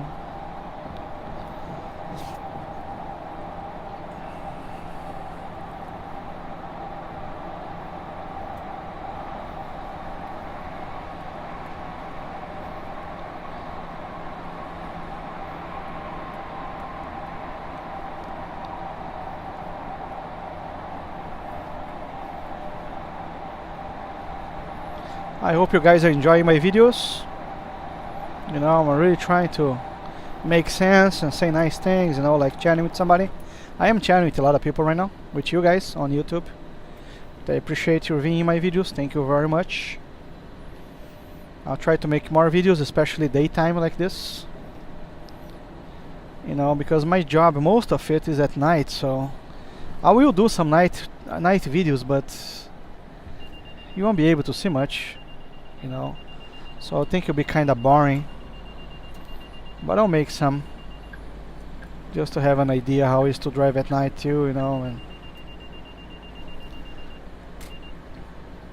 especially on inside the cities. I want to do some nice videos showing the cities, and you can compare to your countries and have a nice idea how it is to drive in Japan.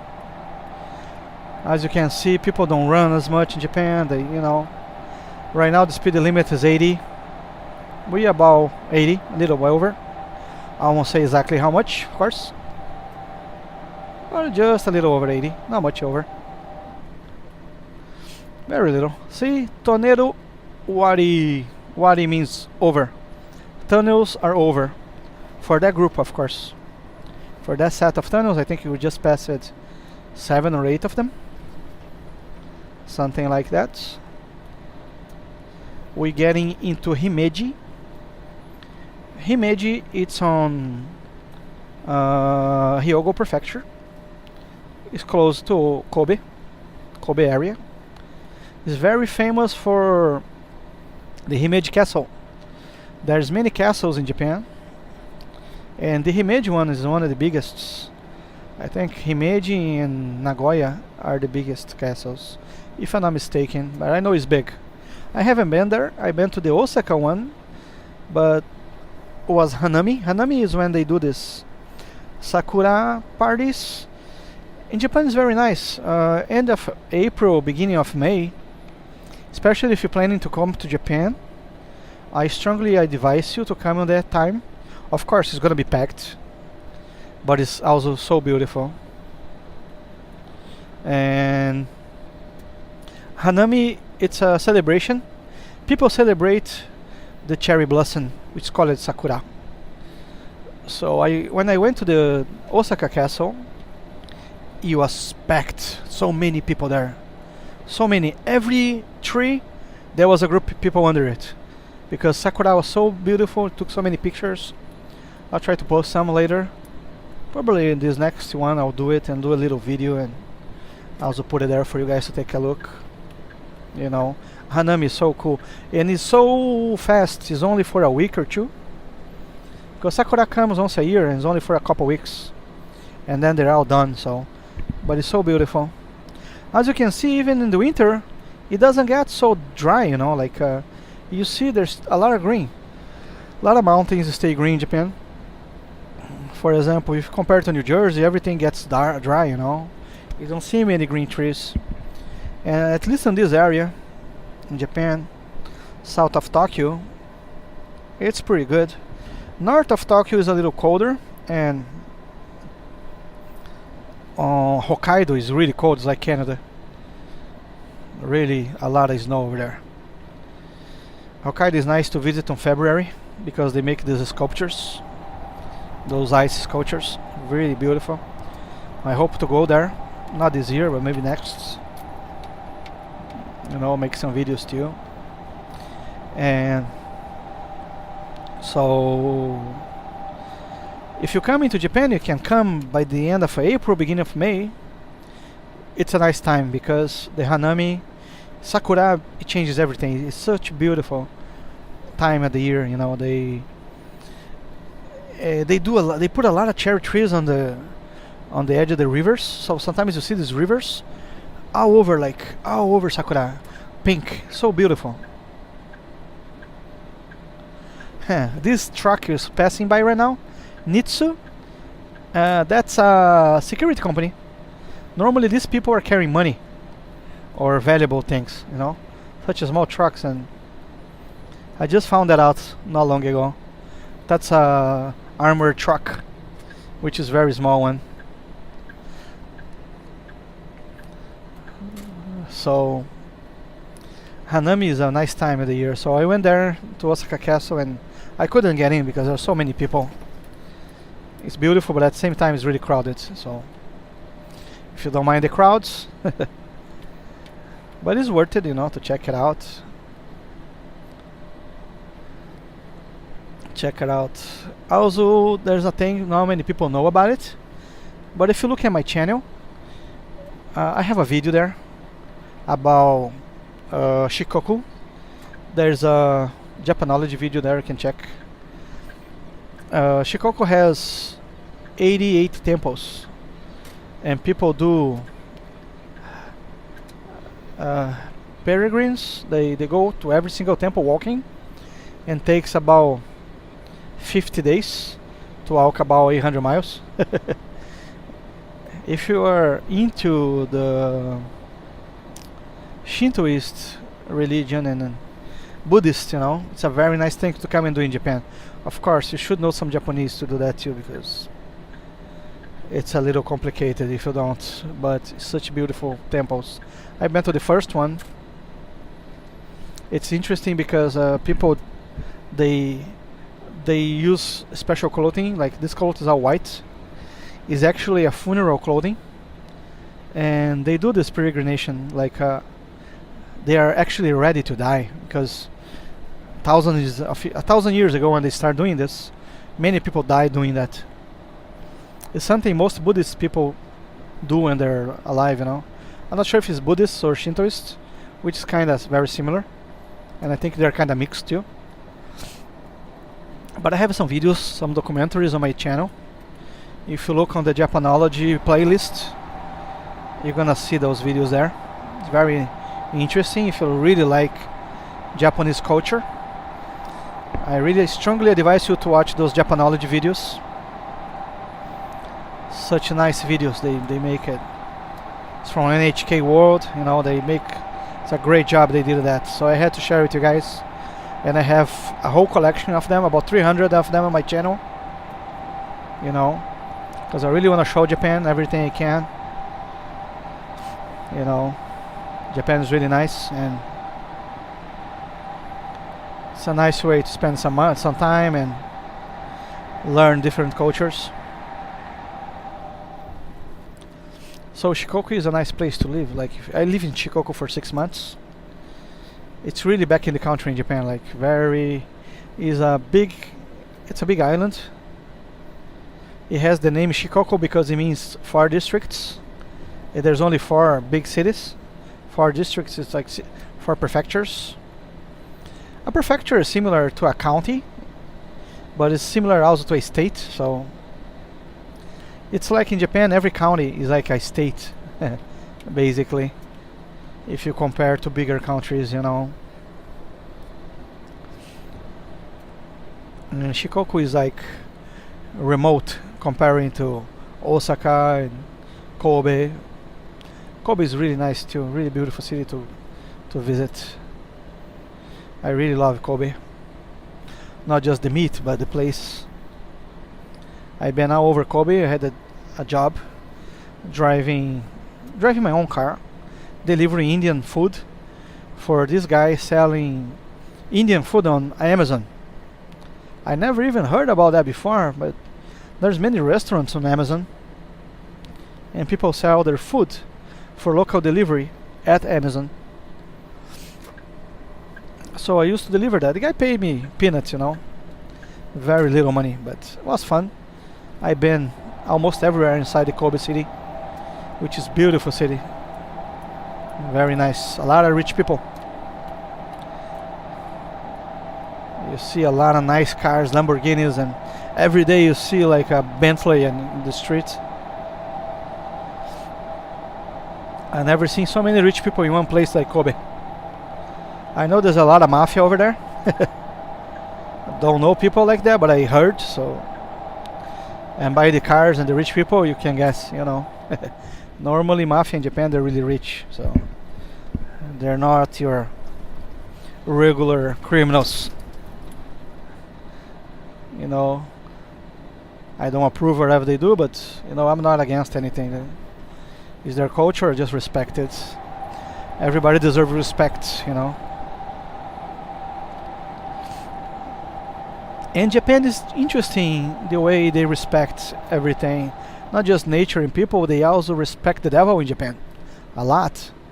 There's even a holiday. It's gonna be sometime this month, I think February, which they say like out with the bad and in with the good, something like that. That's the translation a Japanese person gave me. You go to your house, like at your door, and you throw some beans out, like you throw some beans outside. It's like you're feeding the devil or something, like you're making the devil happy. But it's not like because you feel, you know, like you're not worshiping the devil or anything, but like you're respecting the devil, you know, and they respect that too. It's different.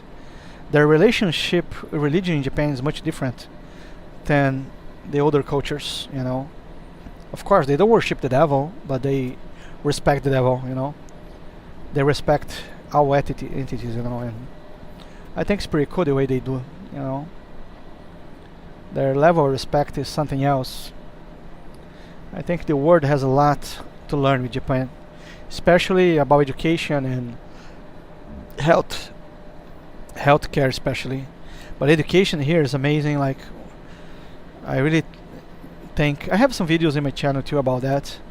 The children, schools in Japan, they don't have janitors because they make kids clean the whole school every day, and that teaches them how to be humble, how to work as a team, and how to respect each other, you know. And I think it's very important because nowadays kids are so spoiled, you know, and it's so hard to teach somebody to be humble. And in Japan they're doing just right, you know. Kids are up to the fourth year at school. There's no tests, like you cannot repeat it, you have to do it. Like there's no tests like you do in regular schools, you know. It's all about getting the kid humble and respectful and respect each other, you know. It's really interesting, I think, the way they treat the kids in Japan. Like also when they eat, they make the kids serve the food. The older kids in class, they take care of lunch, you know, and they serve everybody. Everybody helps cleaning and organizing.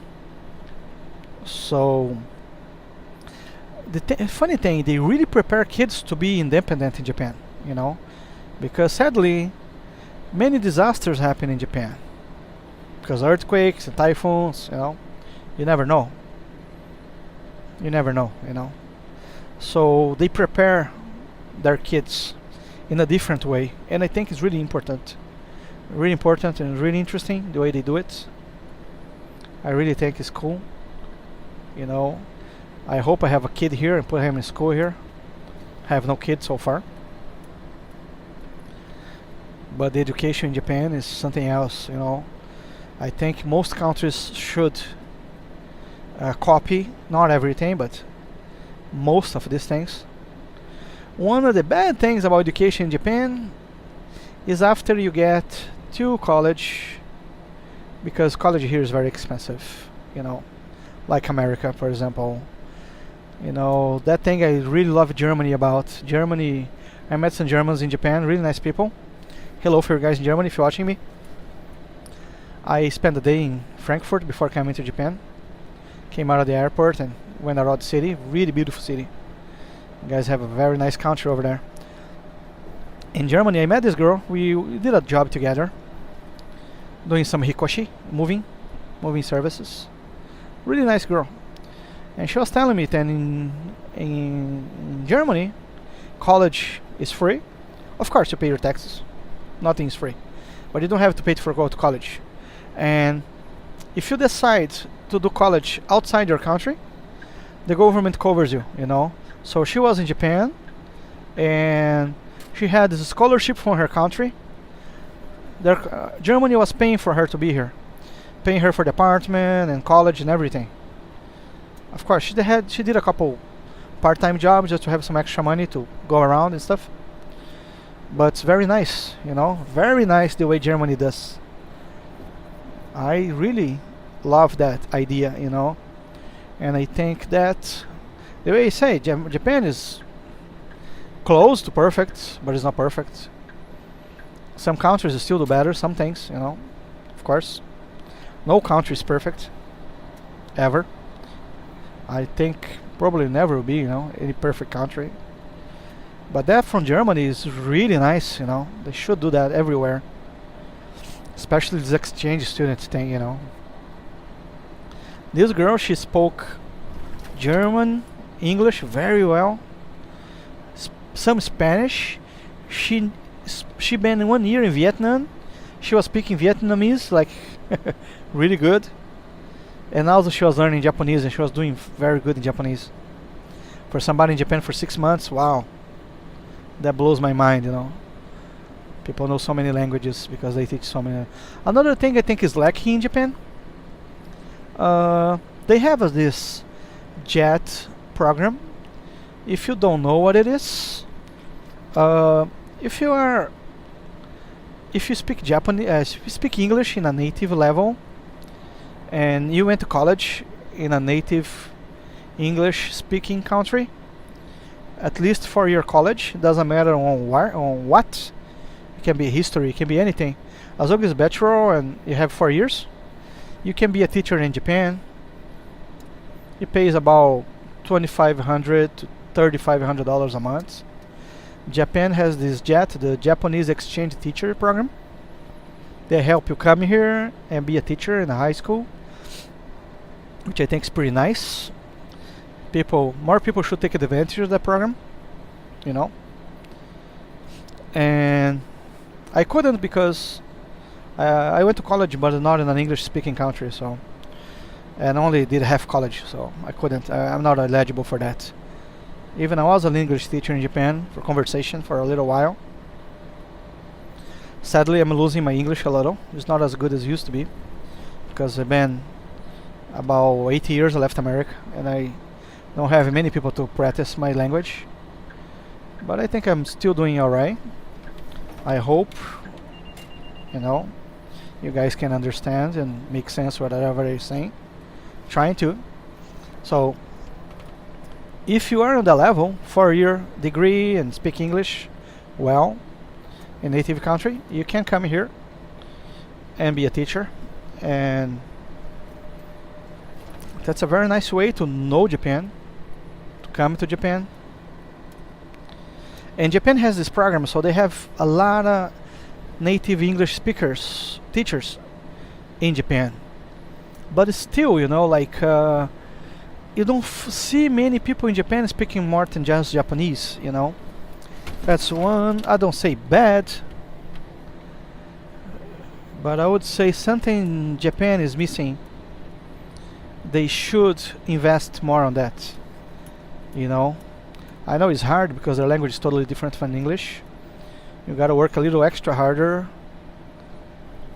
to learn English if you speak only Japanese. I know they're trying. They have a lot of... They have even many child care than they teach English for kids, you know.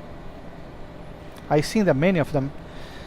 So they're trying, but it's still it's a long way to go. That's why I tell you guys, if you guys can come to Japan and be a teacher here, please come, you know. Very simple. Google JET program Japan and all the information is there, you know. Very easy to find. If you have a college degree, probably not gonna have any problems finding this information. But many people don't know about this. Of course, salary is not that bad, not that good, but it's not bad too, because I told you in the beginning of this video, cost of life in Japan is not so bad. It's not bad at all. You know, you can live $1,000. You know, you can pay rent, you can eat, transportation, everything. You know, whatever is extra is extra. So in Japan, you don't need. It's not like you're gonna work just to live. You know, you can even save some money and enjoy life a little. And if you work as a teacher, the hours is not so bad. You're not gonna work more than 8 hours a day. Probably 6 or 7. You know, salary is not bad. If you have post-graduation masters, you know, you can even teach English on college, university in Japan, which is paid much better. If you only have a bachelor, you know, only a 4-year degree, you can still teach in a high school, you know. But if you have more than that, most likely you can work. I'm not saying for people to immigrate to Japan, you know, but if you come here for a year or two, you know, it can be a great experience in your life. I think not immigrate, but living in another country, it's always an unforgettable experience, you know. And I say that because I left my country, I was 19 years old, and I went back, I was 34 years old, only stayed there for almost 4 years, and I left, and I'm not planning on going back there even to travel anymore, because I'm from a third world country, and I really don't appreciate that much, you know. Like once you live in a developed country, it's very hard to go back to wherever you came from. Of course, if you're from America, Canada, Germany, Australia, coming here, you'll be back to your country, no problem. You're not gonna have so much different, you know. It's gonna be, of course, it's different, but not insanely different, like coming from Mexico to Japan, for example, you know. For instance, it's not so different, you know. Culture is different, but not the way people live. So infrastructure is very similar. Some things are better, some things are not so better, not so much sometimes, depending. I wish we had an autobahn in Japan, it'd be nice. Unlimited speed highway. Even I'm not crazy about speeding, but it would be cool, you know. So if you can come to Japan and be a teacher, I strongly advise you should do it, you know. A year or two, especially if you're single, don't have kids yet. That would change your life, you know, for sure. Many people come and don't even go back anymore. I know many people who did that. Came here for a year and just stayed because it's so nice. But still, if you come for a year or two and teach in a college or teach in a school, you help these people learn some English, which would be very nice for them.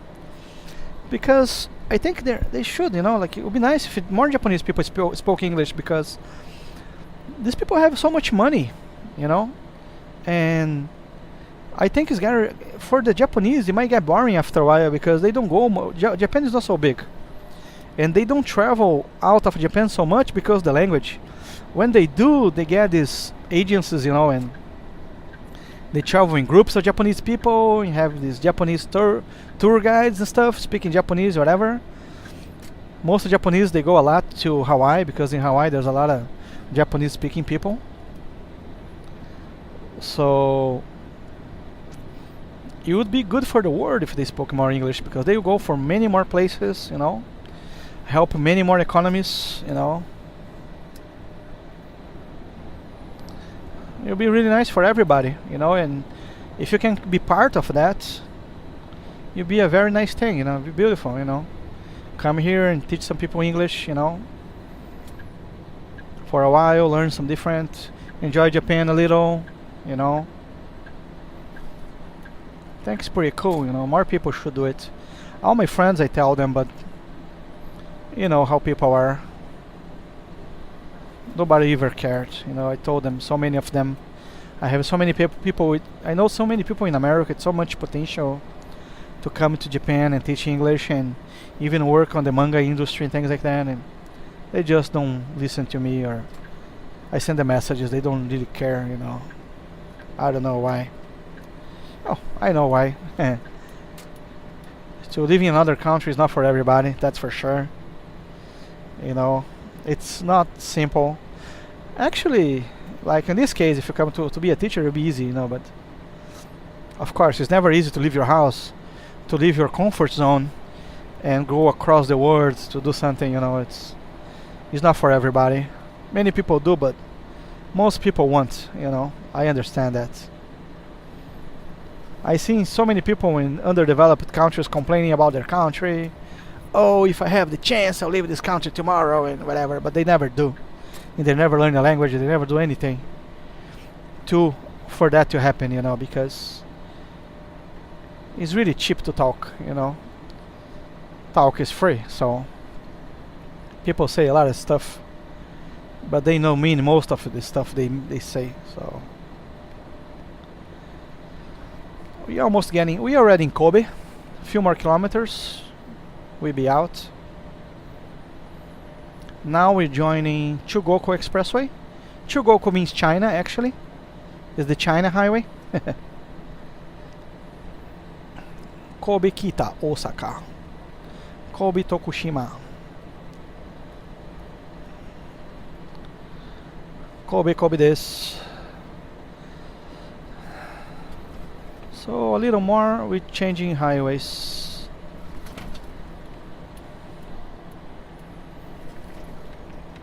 So think about it, if you have this potential to come here and teach people English, it's a very nice thing, Just go to Google and search for JET program, Japan.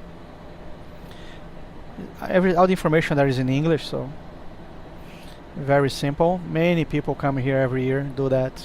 Especially now the Olympics, they're really crazy about bringing people to Japan. Japan is unlike many other countries, they need people here because people are getting old in Japan. Not about immigration, they don't want really a lot of people to immigrate to Japan, but they really want people to come to Japan and work for a few years, Of course, I don't want you guys to come here to work for factories because, that's not nice. But if you have the knowledge, you have the English, and you have the degree, if you are eligible for the program, you should give it a shot, or at least think about it, Sometimes you have a boring job in your country and, I have this degree and nothing to do with that, maybe I should go to Japan. Because also, if you come here, stay a couple years, and you study some Japanese, even when you go back to your country, you can have a better job, There's a lot of Japanese companies all over the world, and they always need somebody who speaks English.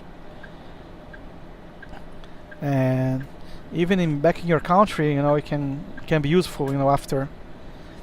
There's a thing here in Japan called the Hello Work, Haruwako, as they say in Japan English mixed, right? This Hello Work, if you live in Nagoya, Osaka, Tokyo, these areas, Kobe, they have free English classes. but not shady ones, really good ones, like 3-4 times a week, 3 hours a day, you know. And I believe if you have this JET program and you come here with this visa, I think you can have these classes for free. I did it 3 months and really helped me to improve my Japanese language. It's still bad, you know, not even close to what I need, but improved a lot of my understanding of the language. So that's a way you can come here and learn some Japanese too, and even work with these people in the future, you know, because there's so many Japanese companies all over the world, and can work for these people and make some good money. Maybe coming to Japan and teaching English can also be a path to get a better career when you go back to your country, you know. And teaching is so much fun, you know. It's so easy, you know. If you have some patience, you know, it's not hard at all. And also, if you come to be a teacher here, there's not only the schools you can work for the government, because you'll be working for the government basically, but also you can teach at cafes, English cafes. They are over Tokyo and Osaka and Nagoya. These English cafes, it's small cafes, like a little coffee shop. You don't make a lot of money. They pay you like maybe $12 an hour, $15 an hour. All you do is chat, you know. You don't have to do. You can give a few classes at the cafe, but normally, I did that for 6 months. It was kind of fun. I met a lot of interesting people. You just keep talking to Japanese people in English, you know. And these people you come every week at the same time. They'll be coming for years and years just to practice their English skills. And you can talk about anything. Anything you want it. It's really interesting, you know, like if you like to chat, it's perfect job, because you can work in the school and sometimes get a part-time job, and this normally they also pay cash, so weekly normally, because in Japan they don't pay weekly like in America and Canada. They pay monthly, you know, which is not so helpful, but actually it's easier to save money if you get money once a week, once a month. It's a little harder in the beginning, but once you get used to it, it's like actually better to get some goals, you know. So for example, if you're there a little bored at your job in America or Canada or New Zealand, now come here for a little while, stay in Japan and teach English. It's nice. You're gonna do a great thing, you know. I'm gonna help a lot of people and meet a lot of nice people, you know. Just be careful with the yellow fever. That's what they say when people get, you know, in love with Japanese people. Like I married a Japanese girl. Japanese, half Japanese, but she's Japanese. So, yellow fever is in the air. Because Japanese ladies, they are so nice. The guys, I don't care because I don't like men, I like women. So, I like my women because I'm married, so. But the Japanese girls are so nice, so beautiful, and so different. They treat you very well, and you know. Also, this guy told me, you know, you should marry a Asian girl because they treat you like gold, and she really did it. So that's why I married her. He was right. The only thing this guy was right. This American guy told me that once he had this Asian girlfriend and he got in love with her, but he was a little stupid, so he lost her. Now happened to this guy.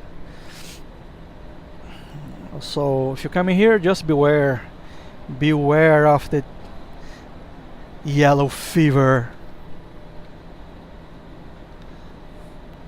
Yellow fever can catch you. Don't worry, you survive. It's just beautiful. Also, the ladies in Japan, they really like foreigners, you know. Not them all, but they have some white fever. I have some black friends here too. They got Japanese ladies and they marry and they've been together for a long time, so they got the gaijin fever. Gaijin means the foreigner, the outsider. Yeah, that's only the things, you know. In Japan, you're always gonna be different because You don't look like anybody else, so you're always gonna stand out a little. People gonna look at you. Nice, sometimes weird. Most of the time is nice, you know. Not often to be weird. I'm happy living in Japan. Few people treat me bad sometimes because they're racists. But that's everywhere, you know. That's some people are just afraid sometimes because their culture is so closed and is so different from everything else. Their education, their level of respect, you know, is so much different than what we're used to. That's why some people are like afraid and treat you bad. But it's not as often, you know. Like 90% of the time people will be really nice to you. 80% of the time they'll be nice for no reason. They just look at you and smile, and you know, if you're white. Sometimes if you're black too. I'm not racist. I don't believe in race, you know. I believe in the human race. We are all brothers and sisters, so it doesn't matter if you're black, white, yellow, blue. You know, we are all humans. But sadly, a lot of people are racist, and Japan is no different, you know. Japan is no different about that. Also, something you don't see in Japan is gay people. They are like out on the closet here, like you don't see on TV and things like that. It's very different from many countries, you know. I don't blame them. I have nothing against gay people. I have some gay friends, but you know, as long as you don't bother me, I don't bother you. I respect everybody equally, so. But in Japan, it's like you don't see gays the way some countries have. In America, they're normal, but some countries they're like so crazy and shit. I've seen some Latino gay people so weird. Like they want everybody to be gay and shit, so it's kind of crazy, you know. And that's what I'm against, you know. I think everybody have to be whatever you are. You don't have to.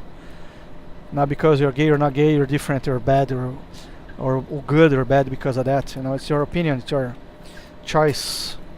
Your choice doesn't pay my bills. My choice doesn't pay your bills. That's why I think everybody should respect each other, you know. Even we disagree, but still, you know. Your opinion is your opinion. My opinion is my opinion. That's what I think. Like, and our opinions must be respected. You don't have to agree, but at least respect, you know. And the world these days is changing a lot. People are not respecting other people's opinions the way they should. You know.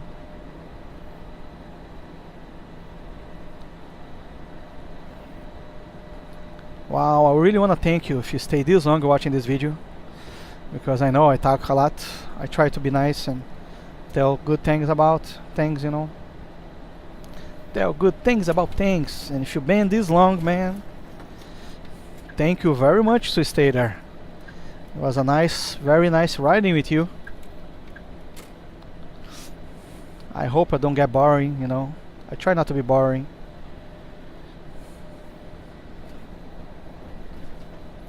And here it divides. If you go that way, it goes to Meishin Expressway. This goes to Shikoku Expressway. Meishin, it means the route from Kobe to Nagoya. In this case, Meishin is the new route from Kobe to Nagoya.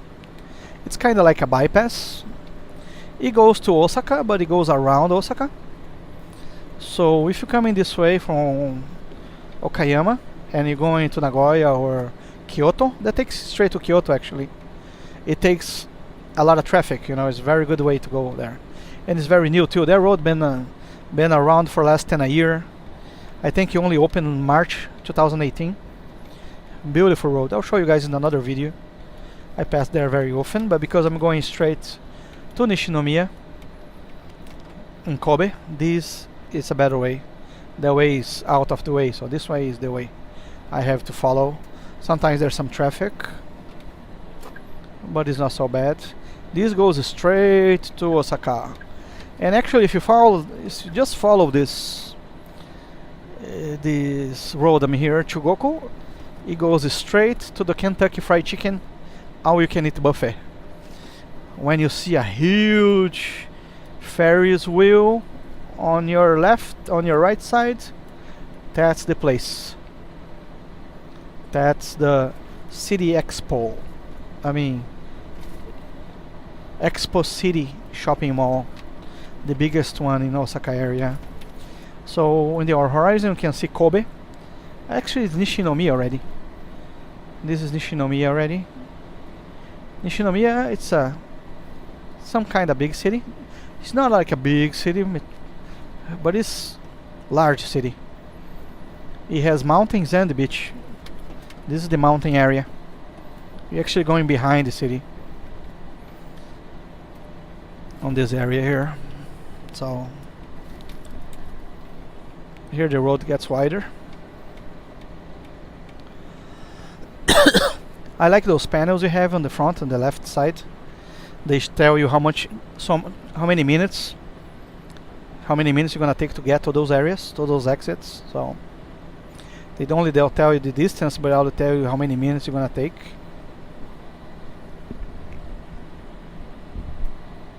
As you can see, travel in Japan is very simple, very peaceful. You know, the roads are nice. You don't see a lot of crazy things on the roads. Transit is just good.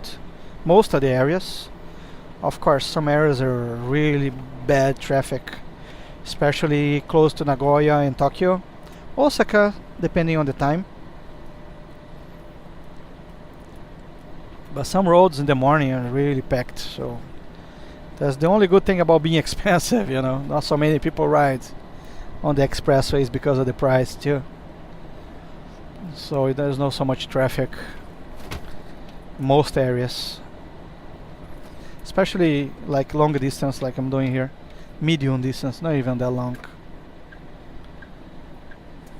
You already been together for about 200 kilometers on this video. You've been seeing 200 kilometers of roads already, all the way from before Okayama, Fukuyama to Kobe. You already passed Kobe, you're in Nishinomiya. So that's how the most of the roads are. You see the guy just blink his lights. He was thanking the trucker for letting him go. Japanese, they really thank you when you let them go, like truckers normally do. Also the people in the passenger cars, they do the same in Japan, which I think is pretty cool, you know. Very polite people. If you give them lights, let them go, you know. Give them the right of the way, they always thank you for. They don't give you the finger like many places.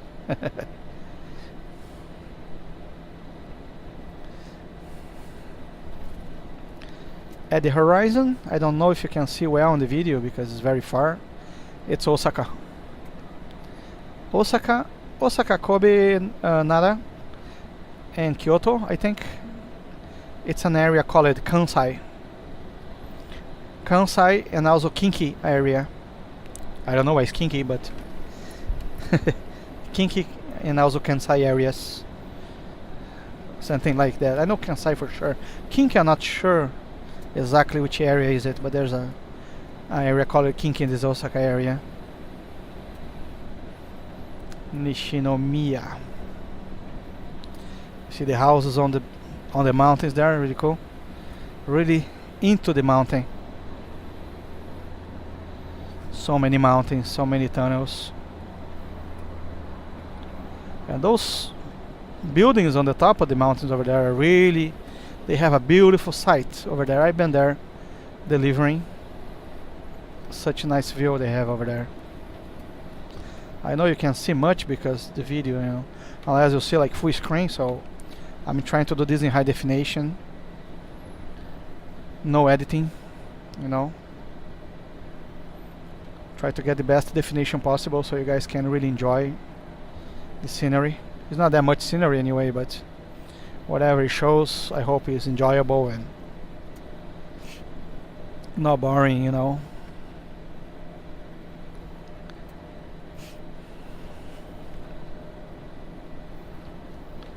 You can also feel, you know, the roads are so smooth. the camera doesn't shake as much, you know.